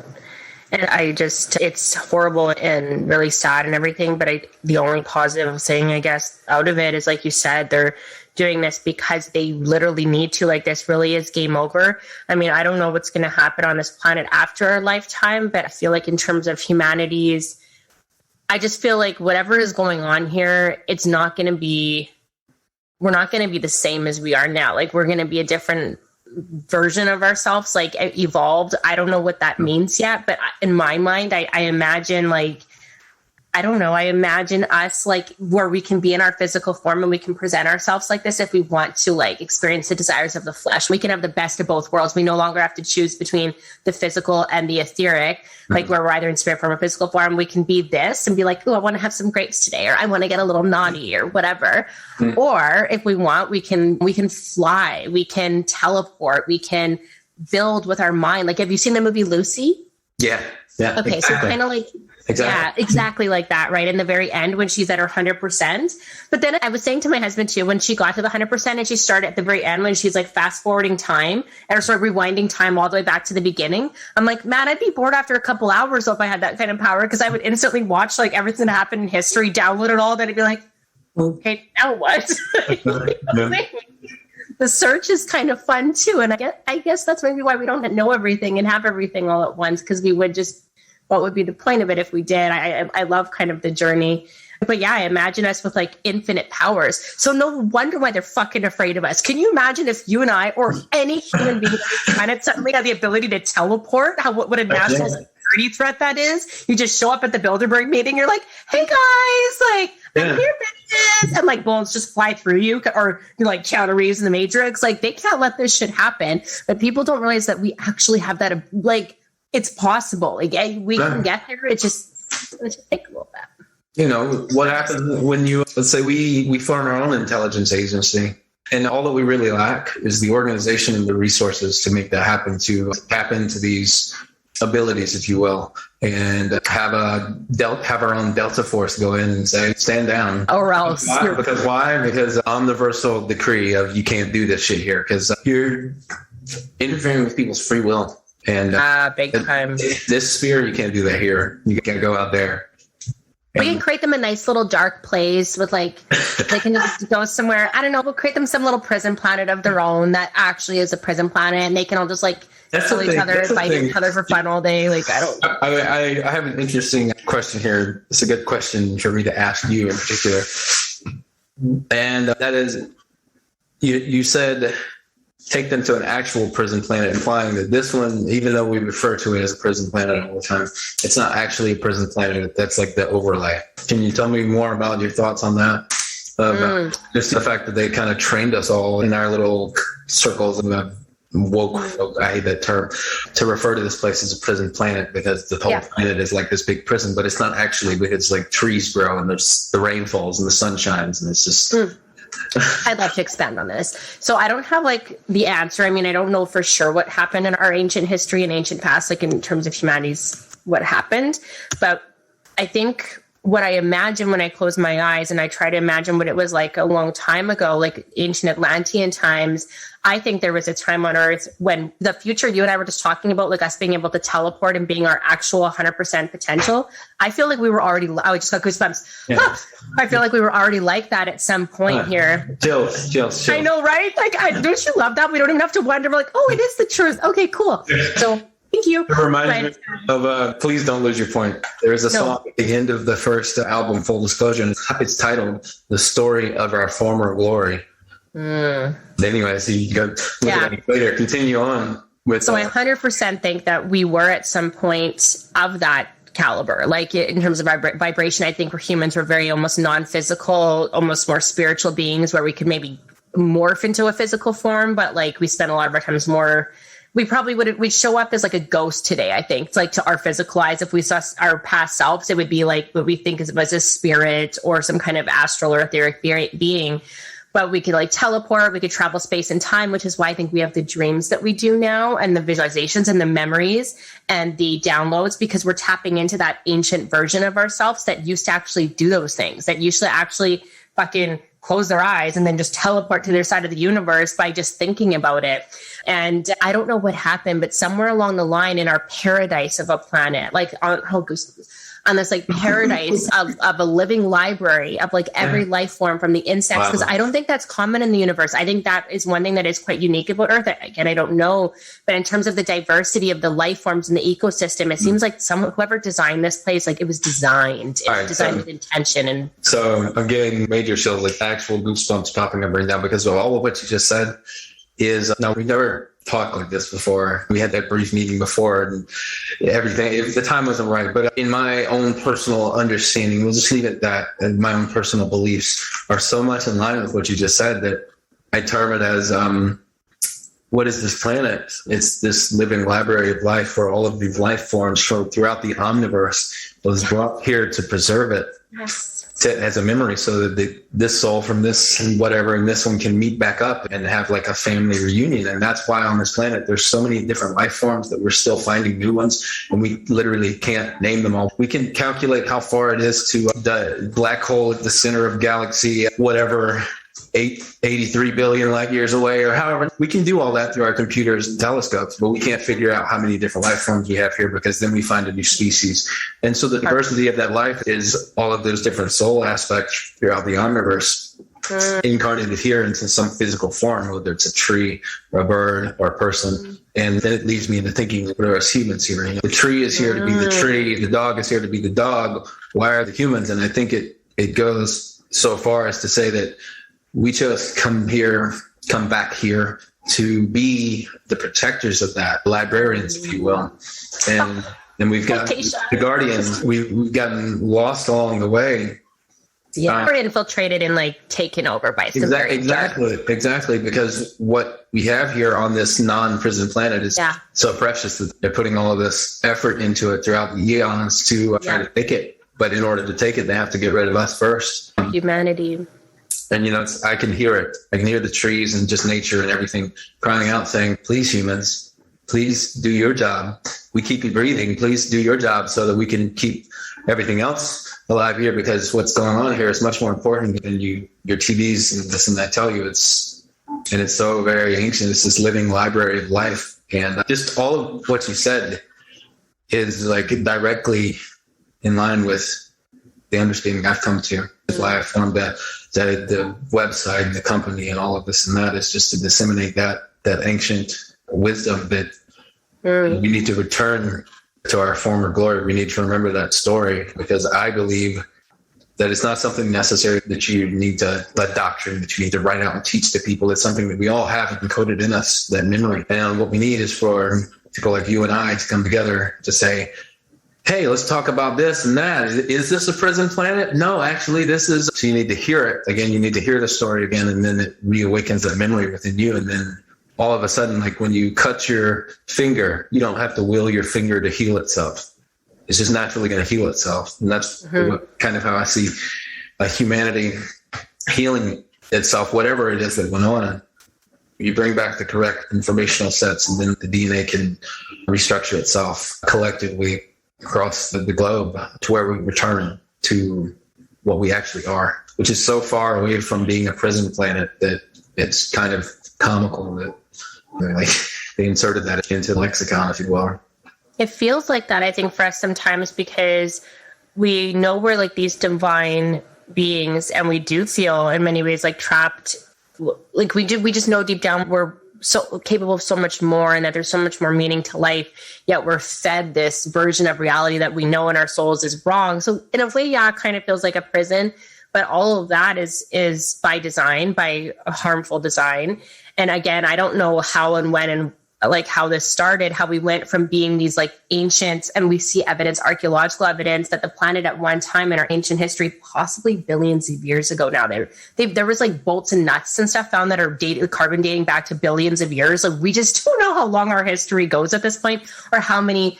They think that we're the fifth race, they call it, like that human civilization has risen to our max point and then fallen now like 5 times over Earth's creation over billions of years. So we don't really know. So we see all these like ancient Egyptian artifacts, Atlantean, Chinese, whatever. They can be from different eras, like from completely different civilizations, yet we find these commonalities at the same time. One seems to be the pyramid structure, for one, not just here, but even through the solar system. Yeah. And so like it seems like at one point we were like this really ancient, evolved global civilization. There wasn't like countries or whatever. We were just like planet Earth, like humanity, one race, whatever. And then something bad happened, and I don't know what. And I've had many different dreams about it and visions, and I don't know how to interpret it. But what my heart tells me is there was some kind of like breach of. I should have goosebumps. Okay, so like some kind of, so you imagine like the Jedis. I hate to use this example, like it's more 3D example, but let's just go with the Jedis. What happened to them? So you have this like enlightened council of like wise masters and whatever is kind of how I remember or imagine like ancient civilization. And then you have an intruder who makes it on the inside, right? So Darth Vader or Anakin, what's his last name? I want to say Anakin Skywalker, Anakin, the little Darth Vader boy, but, gets in and then ends up choosing like who was supposed to be the ultimate Jedi, right? Like he had the most mitochondrion in him. He ends up choosing the path of the dark side and completely destroys the Jedi force from like within, because he took the side of the dark side.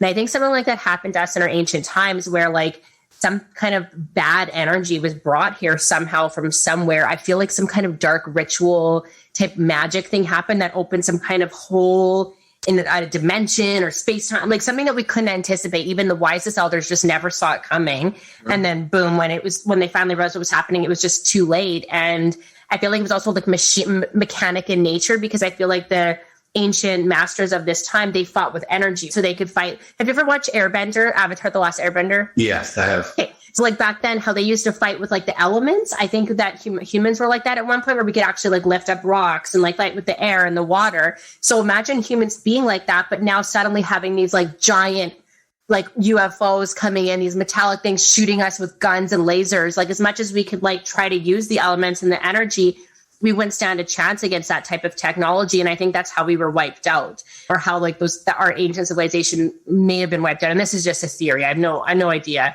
And then from that point on, it's basically been this like, how do we enslave humanity? How do we, I'm guessing maybe they came here to prevent us from reaching our ultimate destiny, because that affects them somehow in some way that I guess we'll probably eliminate them.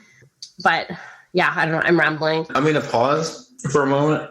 And when we come back, I'm gonna there's all of what you just said lead me into again from this song that I've got the lyrics here, and I actually sent you a copy of the lyrics. I read them today.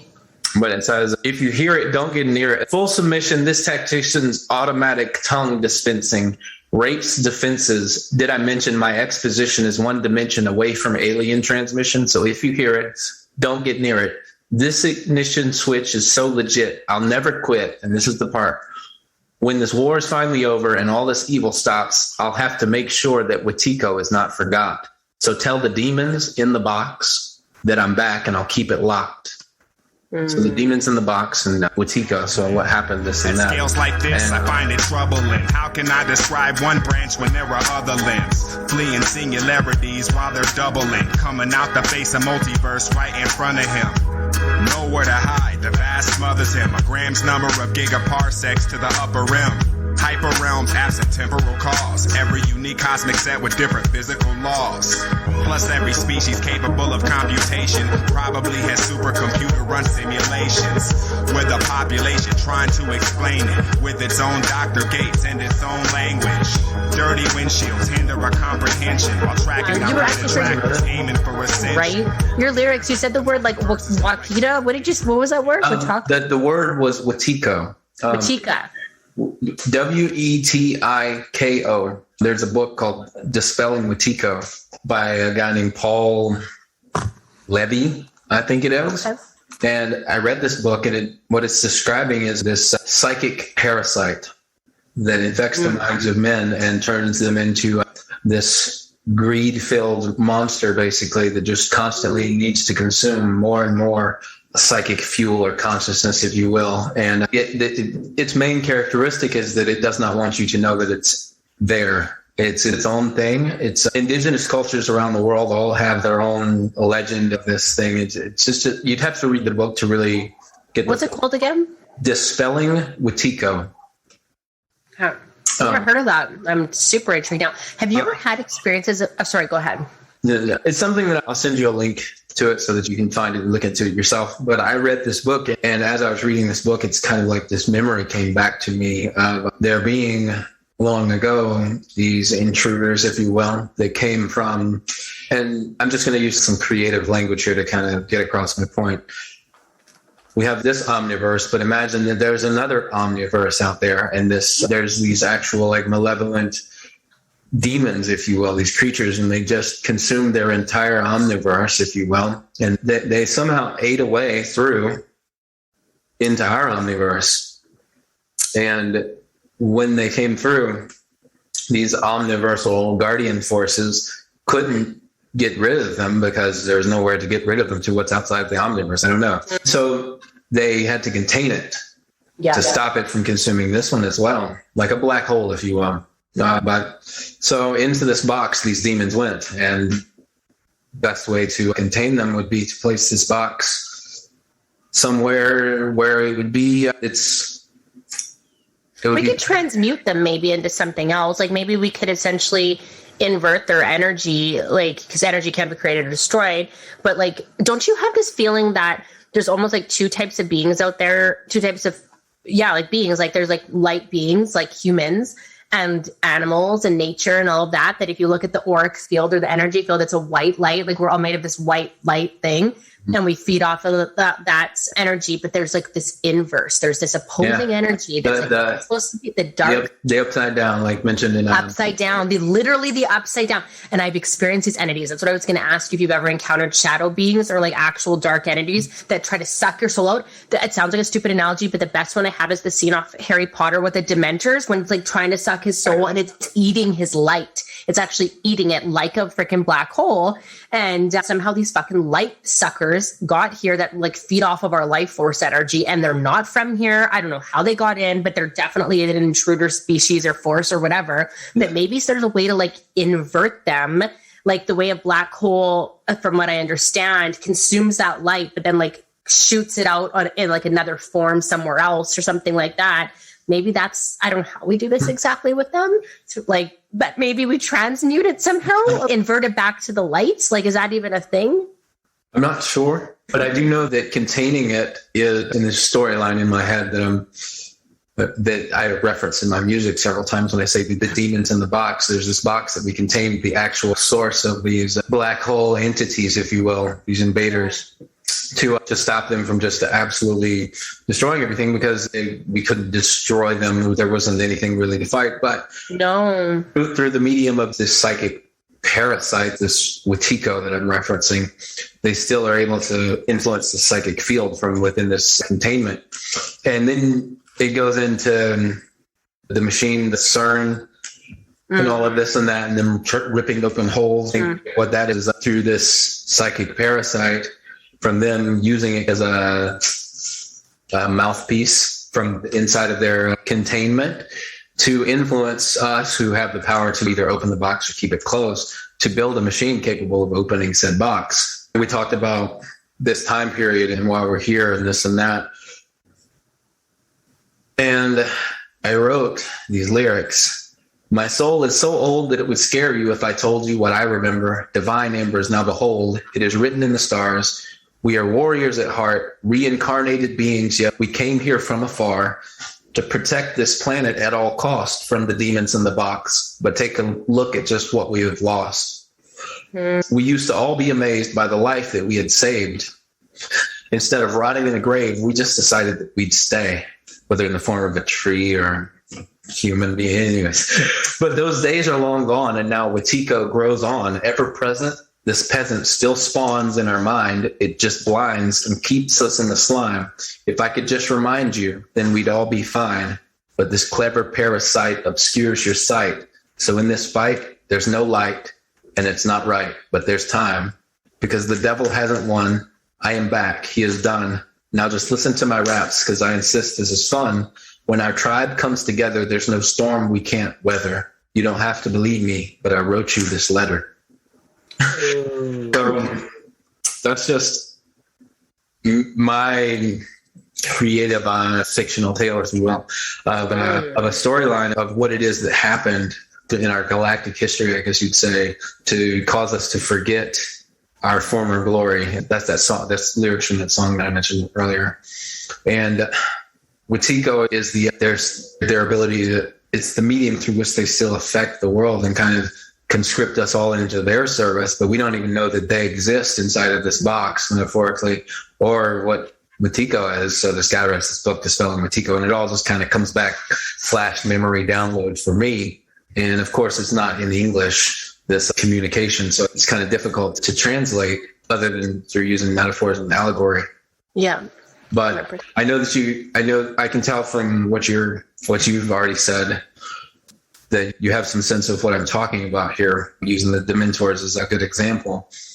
Mm-hmm. And I don't know, as far as like reversing the curse for them, the soul suckers, I don't know if that's possible, but I know that through dispelling this Wetiko force, we are able to reverse the curse for us and kind of restore that balance to get back to where we were long ago, which is where we're headed in our future. Because I can imagine time is like now locked into this loop, and we've just been stuck here instead of having the infinity spiral of life, supporting life, kind of like the sun, rain, and tree. Yes. Theory, this and that. We're so out of balance. Like but it's okay. We're on a freaking dividing, polarizing path. That's for sure. There's no in between anymore. There's no like taking the middle ground. Like, not to middle pass, it's a different thing, but like, you could ride the fence to be a fence sitter on a lot of issues. Like, those days are gone now. It's like light or dark, bitch. Like, which one are you? Like, life or death, service to self, service to others. Pick a fucking side, because it's go time. Like, we're in the middle of a very serious war. People think of war as like guns and like, blah, blah, blah, blah. Okay, sure, that's one form of it. But this is like a actual spiritual, psychic warfare that we're in. And now it's in place. Now it's now it's them on national television, worldwide television, international television. That would be the term. Them saying the new world order. They're just out front with it. All these conspiracy theories the last however many years using the term new world order. Now they're literally saying it for everyone to hear, and it's gotten really real. And I'm not sure if this whole Epstein not killing himself, COVID-19 killing him off, or whatever. I don't know if it's a good thing that's happened, or if it's a really bad thing that's happened. But I do know one thing is that it did happen. We are here now, and nobody can really deny it anymore, that we are in the middle of this war that people throughout the ages have been telling us this is going on. I think back about the things that Jesus said. He was saying, you don't see what's going on here, this and that. But he also said, what we're talking about here. He said, the kingdom of heaven is among you.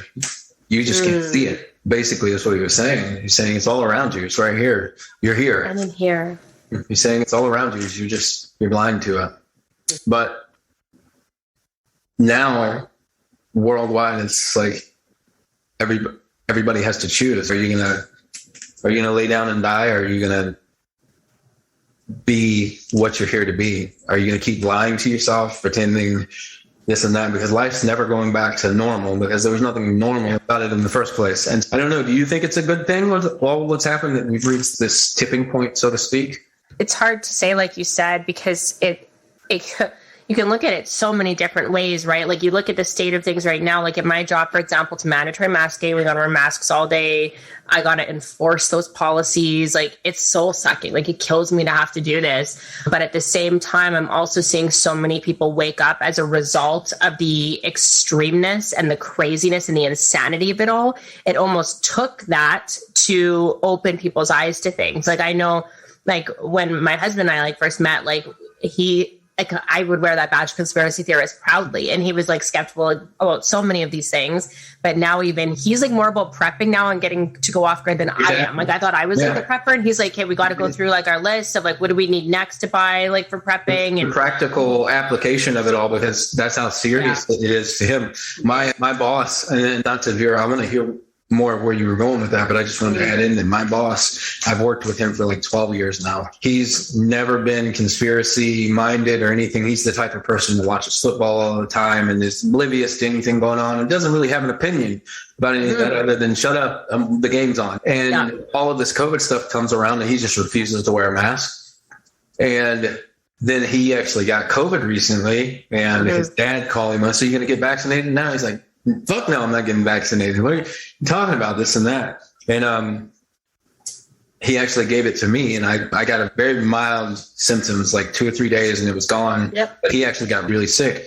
And now we had a conversation with a customer just the other day about how we've been in and out of houses working on people's air conditioning equipment, which circulates all of the air in their house. From the start of this thing, neither one of us got sick in the least until the vaccines came out. I know. And now they're super spreading, I guess. Yeah. And so this guy who's just completely oblivious, I thought, all of this comes about, and he's just sitting here watching it. He's saying, this is too weird for me to just go along with it. He's still not even really conspiracy minded, but we have conversations about stuff because he knows how I am, and he's always just whatever, this is Ethan. But now he's like, yeah, and on that note, this and this, and he's just going off about it, telling me his thoughts that he's never expressed before, because it's brought it out of him to be like, no, I'm not going to sit here and pretend like the new normal is normal, because it's not. It's weird, and it's the weirdness of it that makes me say, I don't care. I'm not going to take your vaccine. And it's just the level of propaganda that they're pushing is so alarming that it doesn't really matter what any doctor over here said. Not that you can believe what anybody says anyways. It's allowed on the news. It doesn't really matter what the truth is about the virus or the vaccine and its safety or the danger of the virus. What matters is I got the virus. I got sick. It was bad, but I got through it. And I'm not going to take the experimental vaccine that's been out for less than a year that they're trying to force on everybody. Just like I wasn't going to wear a mask because it's just insane. And this is this guy who just, a few years back, I'm pretty sure that he was, in my mind, he was just one of the sheep. And now I'm seeing, he never was. It wasn't important enough for him to care about it. And now he's just waking up, so to speak, or being more vocal about it. And it's just really interesting for me to watch and to see. And then you mentioned that with him taking the practical standpoint of being we got to prepare because he sees it. He sees where it was, where it's gotten to, and he's like, we see where it's going. So I'm going to take the steps that I need to prepare. And it's just very interesting times we live in. Sorry, I kind of hijacked that whole thing. No, it's okay. It's a interesting topic, right? You talk to anyone now, and everyone has such strong emotions and feelings on it from one side or another. And that is definitely one of the intentions. And I was going to say too, you're talking about the news and these people these doctors that they let on the news. Again, some of them a media background. They only ever let people the experts who are out there talking are people who only push the narrative. I don't need to tell you this, but just to anyone who's watching, or that they only bring people on who are going to push the narrative they're talking about. They're not going to bring doctors on that are going against whatever that narrative is. Again, that we have the script writers, whoever they are, pushing out for the New World Order global agenda. They also need to be working for one agenda. But I don't know as well. Sorry.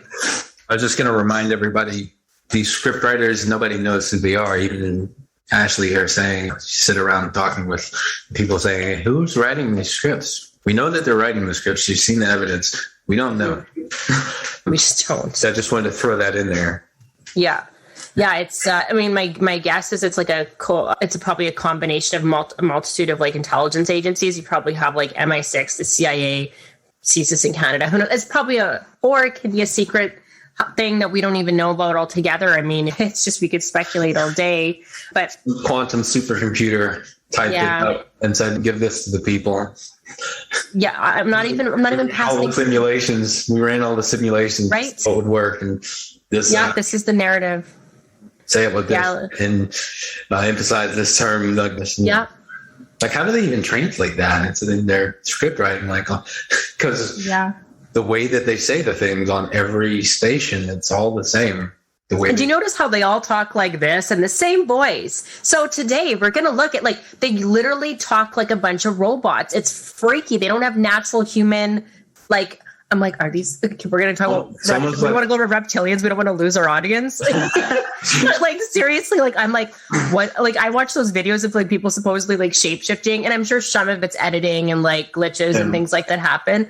But I swear I've seen stuff of mainstream media news anchors where their eyes do the reptilian thing, a lot of videos like this. Yeah. And I'm like, it's the fucking makes you wonder about that They Live movie.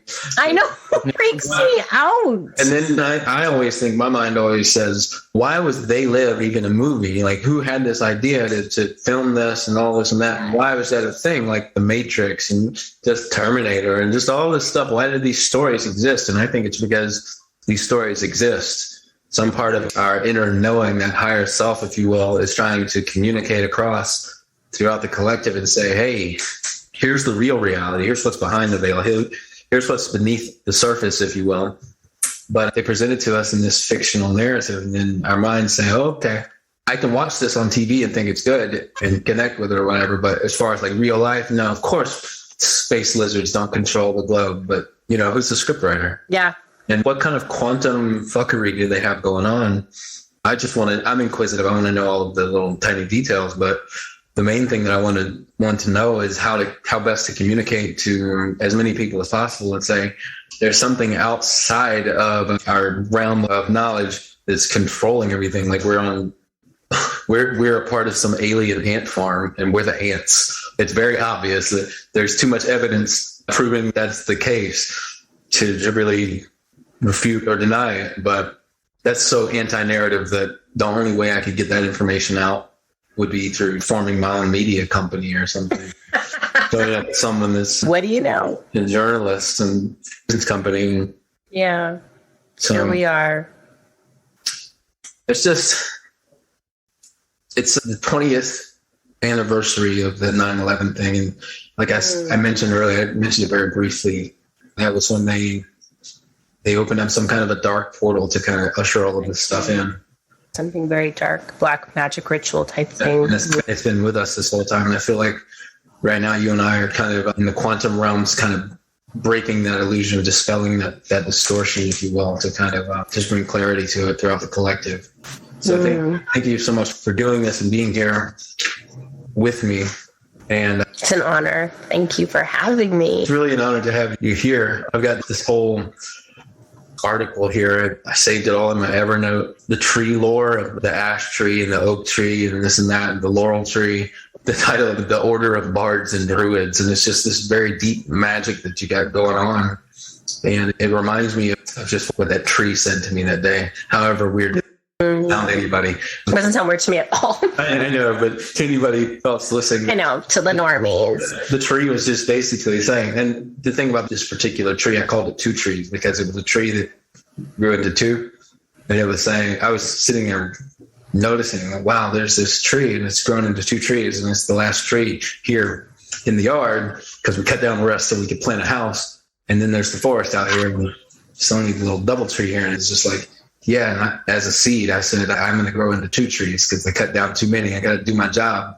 Hold my job up. And that was 50 years before you were born. So think about that level of intelligence before you give too much of your mental psychic power away to these forces that you think you're at war with. On one line, you are at war with them, but they're not at war with you. They lack the capacity to really go to war against this. Like, how did that tree wind up being there? It's just really magical. It goes deep into this organic technology that I can't really describe in words. And I look out at the world and I see all of our machines and stuff, and we're trying to mimic that in every way possible. It's really surreal to be here at this time and place and just be consciously aware of what's going on, because I could easily be binging something on Netflix right now or playing a video game. But it's like Spirit was like, okay, it's time to start. You tried you had to get the foundation for it. And now you form a legal entity, the LLC, this and that, and you're ready to go. And also reach out to these people. Oh, okay. She was having downloads and this and that, and ready to go too. So it's very interesting where this conversation led. Yeah. Can I ask you a question, Ethan? About, we're talking about all this stuff with like time and everything like that. And what are your thoughts on if, let's say, you and I stumble across a technology that allows one to make alterations to timelines, right? Like where you could actually go back and make adjustments or changes. Do you feel like that could be potentially a way out of this for us? Like if we can figure out the inflection point, so to speak, of like when this parasitic invader force came in and just maybe somehow prevent it from happening. But the problem is when I think about that, I'm like, imagine the ripples. Like if we prevented that from happening, then we'd essentially prevent everything that's ever happened from happening. And not in a bad way, but I think that we could tap into that technology and use it as a way to find the point in the timeline where we could tip the scales and realign the timeline to get it back on course. Like I was mentioning with you cut your hand and it heals itself. It reknits itself back together. So we could use such a technology and tap into it to find those trigger points would be the term. Yeah. To maybe record an interview like this and synchronistically say the right things to the right people who stumble across the thing, and then that ripples out. It's kind of like the intelligence of that tree planting itself there, growing into two trees, and like, hey, we got this. Yeah. I'm just saying, like, we're gonna knock over this domino piece here, and then down the timeline here, the full picture will get painted by the ripple effect. But you would use that technology, I think, to find that conjunction point, where and when to take action in whatever way needs to be taken. Does that make sense? I don't think that makes perfect sense. That causes you to not have to go back in the past and alter anything. You're going to alter the future by studying the past up until. Yes, you're right. Because then otherwise, that like the problem with that route is you would change you would violate so many people's free will, right? Like and to me, that's not right. That's a violation of a lot of universal and spiritual laws, and I wouldn't want to go that path. But you're right. If we could find a place in the timeline where it would just tip the scales just enough, where the ripples would be minimized to the absolute smallest degree, where like things would probably still be kind of the same to most people, like maybe a building name is a different name, like, but mild alterations and ripples, like nothing cray. But yeah, I love that. And we just got to figure it out. I don't know. We got our work cut out for us. That's for sure. We really do. But I think that we came in fully equipped to handle it all. What else do I have here? I think that's our sacred duty, really, to do that. I've got one other thing that I just want to get your feedback on due to your posts and stuff, and then we'll wrap this up. But early on when I started in your post, a friend said, I really need to follow you, this and that. And I noticed your post and you were talking about the Library of Alexandria and this woman, ancient history, Hypatia. Hypatia. Yeah. I'm gonna just open up that for you. Tell me more about that and why I wrote it down on my notes here. So I don't know why I have such a strong resonation. I don't know why I resonate with it either. The thing I tagged you in the other day, I was like, oh, okay, so here's that. The as above, so below. Here's the outer world, and then here's the inner world. And I have to tag Ashley in this, and then we'll go into that later. But I just wanted to bring up all of that with you and have you talk about the Library of Alexandria as it relates with all of this and that. So it's a good friend of mine who's very spiritual and very into this stuff as well. And he knows me obviously like inside and out. And he's like, have you ever heard of Hypatia? I'm like, hi, what? Like, sounds like some kind of like, I never heard this word before. And he starts telling me about her and what we know about her, which is very limited because they went to great efforts back then. So she was died. Oh my God, what was the year she was murdered? Even that history is like shaky. They don't even have an exact date of her murder, but it was roughly around 350, 400 AD, roughly in Alexandria. And she was a philosopher, a great teacher. And I guess she was so charismatic that men, well, they say men, because at this time, obviously mostly men from all over the world came to hear her speak in the like agora, where like all the philosophers, like this is like around the time of like Plato and Socrates, like roughly, just kind of imagine that era. And all the great philosophers philosophizing. What did you say this was? Like what time? Roughly around 300 AD was when she was around. Somewhere within like 300 years of that whole Jesus story. Roughly. I just want to put that out there because like my mind's like, maybe the Jesus story is about, they mess with stories and this and that.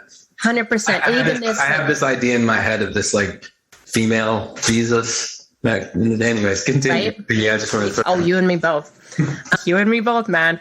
But supposedly there was something about her that was so threatening to the global establishment that like the patriarchy back then and the church, the politicians, like so you had all these different institutions all agree on one thing, that they needed to get rid of Hypatia. Like they were like, this bitch gotta go. This is one person. This one person. One person. They had to not only get rid of her, but they did everything they could to. And the saddest thing was, I guess she was. Oh, I have goosebumps. I'm just covered in goosebumps right now. So she was incredibly intelligent, and she was a really great, obviously not just a philosopher and teacher, but a mathematician and astronomer. Like she was mathematically inclined, which for a woman back then was not very common.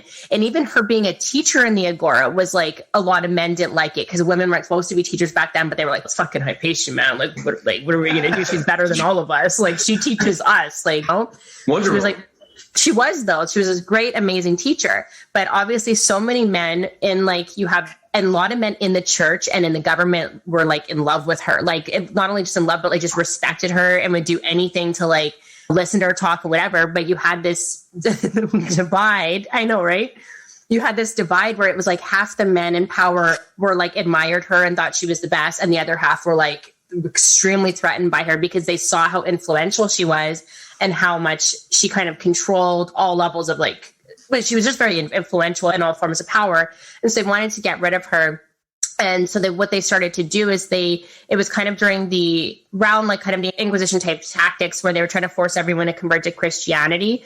But Hypatia was just, who is this Jesus person they keep talking about? There's no internet back then. So she was like, I'm not going to convert to something that I don't know. Like, she was like she was very much a truth seeker and a seeker of knowledge. Like she was quoted as saying something about like religion, teaching religion is like, oh, I don't want to misquote it, so I'm not going to do it. But she had her stuff to say about religious dogma and doctrine that she was not a fan of. So all these men that admired and loved her were like, please just publicly convert to Christianity. Otherwise they're going to kill you. Like, please, just please. Like they didn't want her to die. And she was just like, they can come and get me, or like whatever she said, we don't really know. But her murder was so horrific that she was immortalized from it. So it ended up backfiring on them because whatever they ended up doing to her, they ended up, I guess she was on her way home after like teaching a thing in one of her halls, and she was in her little chariot, and all these like this Christian mob was hired basically to take her out, and they skinned her alive with seashells and tore her limb by limb and threw her limbs into the street. And the people, I guess, I'm just covering goosebumps, the people were mourning and screaming because like Hypatia was like this figure of hope, this figure of love and light, and was just such this wise being that everyone looked up to. And they call that the beginning of the fall. In many cultures, they actually call the death of Hypatia this shift of humans where we went after that. It suddenly went from women starting to kind of get their footing back again to suddenly being like, okay, we need to cover up women from head to toe. They can't talk. They can't read. They can't do shit because we can't have another Hypatia coming out here. Like, we can't ever let this happen again. And then we see what happened with religion, history, and I don't need to talk about women's history and whatever.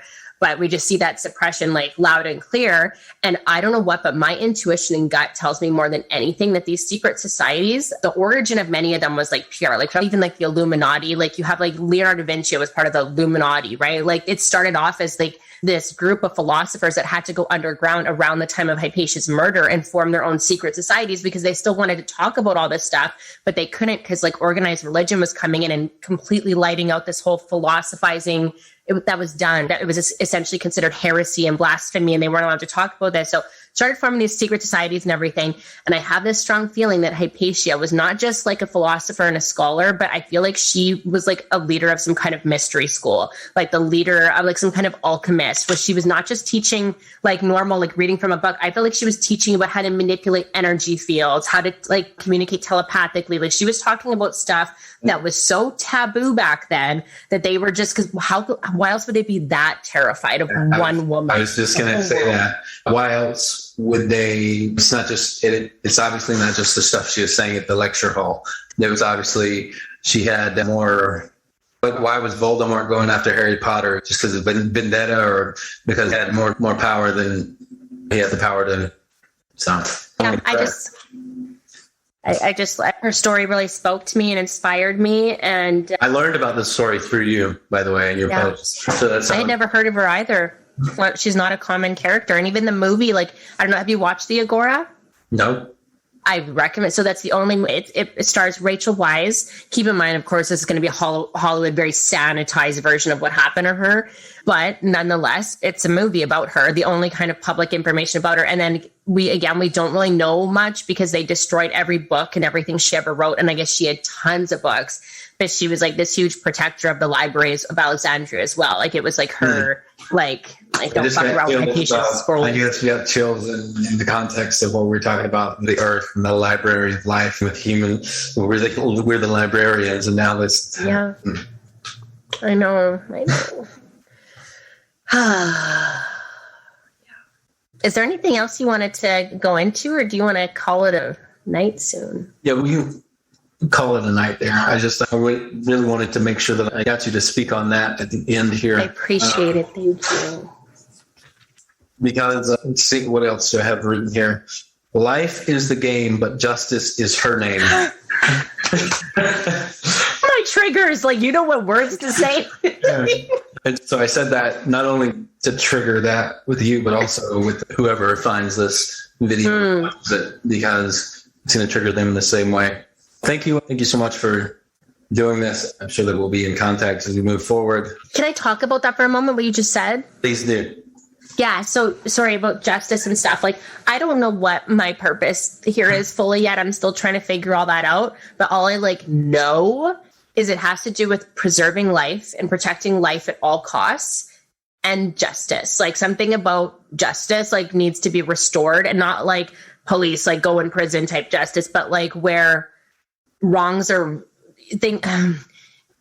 righted, and things just are actually back to a form of justice where beings that can't speak for themselves are protected, as opposed to being abused and vandalized.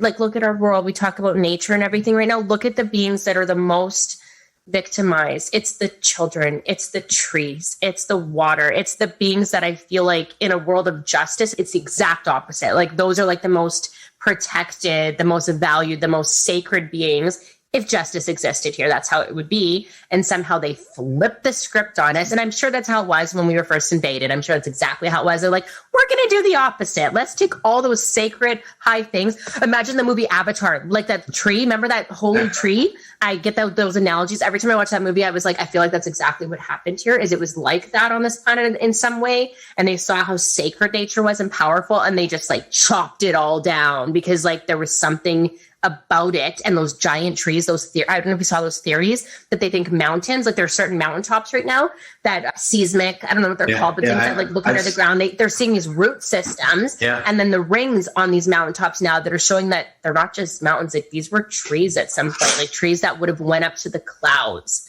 How they got cut down, what their purpose was, I don't know, but interesting little page turner to think about. Yeah. So again, it's justice. Sacred duty. Yeah, sacred duty. Thank you so much for being here. And My pleasure. Thank you for having The me. English name Ash may have been derived from the Anglo-Saxon word asec, A-S-E-C, which is the name of a ritualistic spear. The name Nuit, N-U-I-N, or Nin, literally means letters in the Celtic languages. I saw the word Celtic there, so Celtic druid, this and that, trees and big giant root systems and reaching up to the clouds and all this and that. Thank you so much for being here. Have a great night. You too. I can't wait to see this at some point and share the hell out of it. I'm so pumped. Yeah, Our Fi fans will love it. if we really tap in, I think that I hope so. everything will get to where it needs to go, and it might be even 10 times. I know, right? How exciting would that be? We'll be famous. 10 fans. I think if we change one heart and raise one vibration, I feel very proud of us. Exactly. For me, it's not so much seeking success so much as it is in being successful and reaching those who need it. Absolutely. All right. Thank you. Thank you for being on, and have a great night. Every unique You as cosmic well. set with Okay, different bye. physical laws. Plus, every species capable of computation probably has supercomputer-run simulations. With a population trying to explain it with its own Dr. Gates and its own language. Dirty windshields hinder our comprehension while tracking down great attractors aiming for ascension.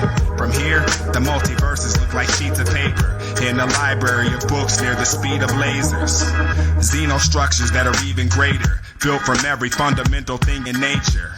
At a hyper glance, you wouldn't even notice the beauty of the balance. Damn, they should have sent a poet. The Omni, the top of the hierarchy, where all modes are in play, even the probably. Cyclical birth, life, and death of a whole entire cosmos where your own life's a speck of probability, swallowed by infinity, existing longer than all cosmological history. Swallowed by infinity, existing longer than all cosmological history.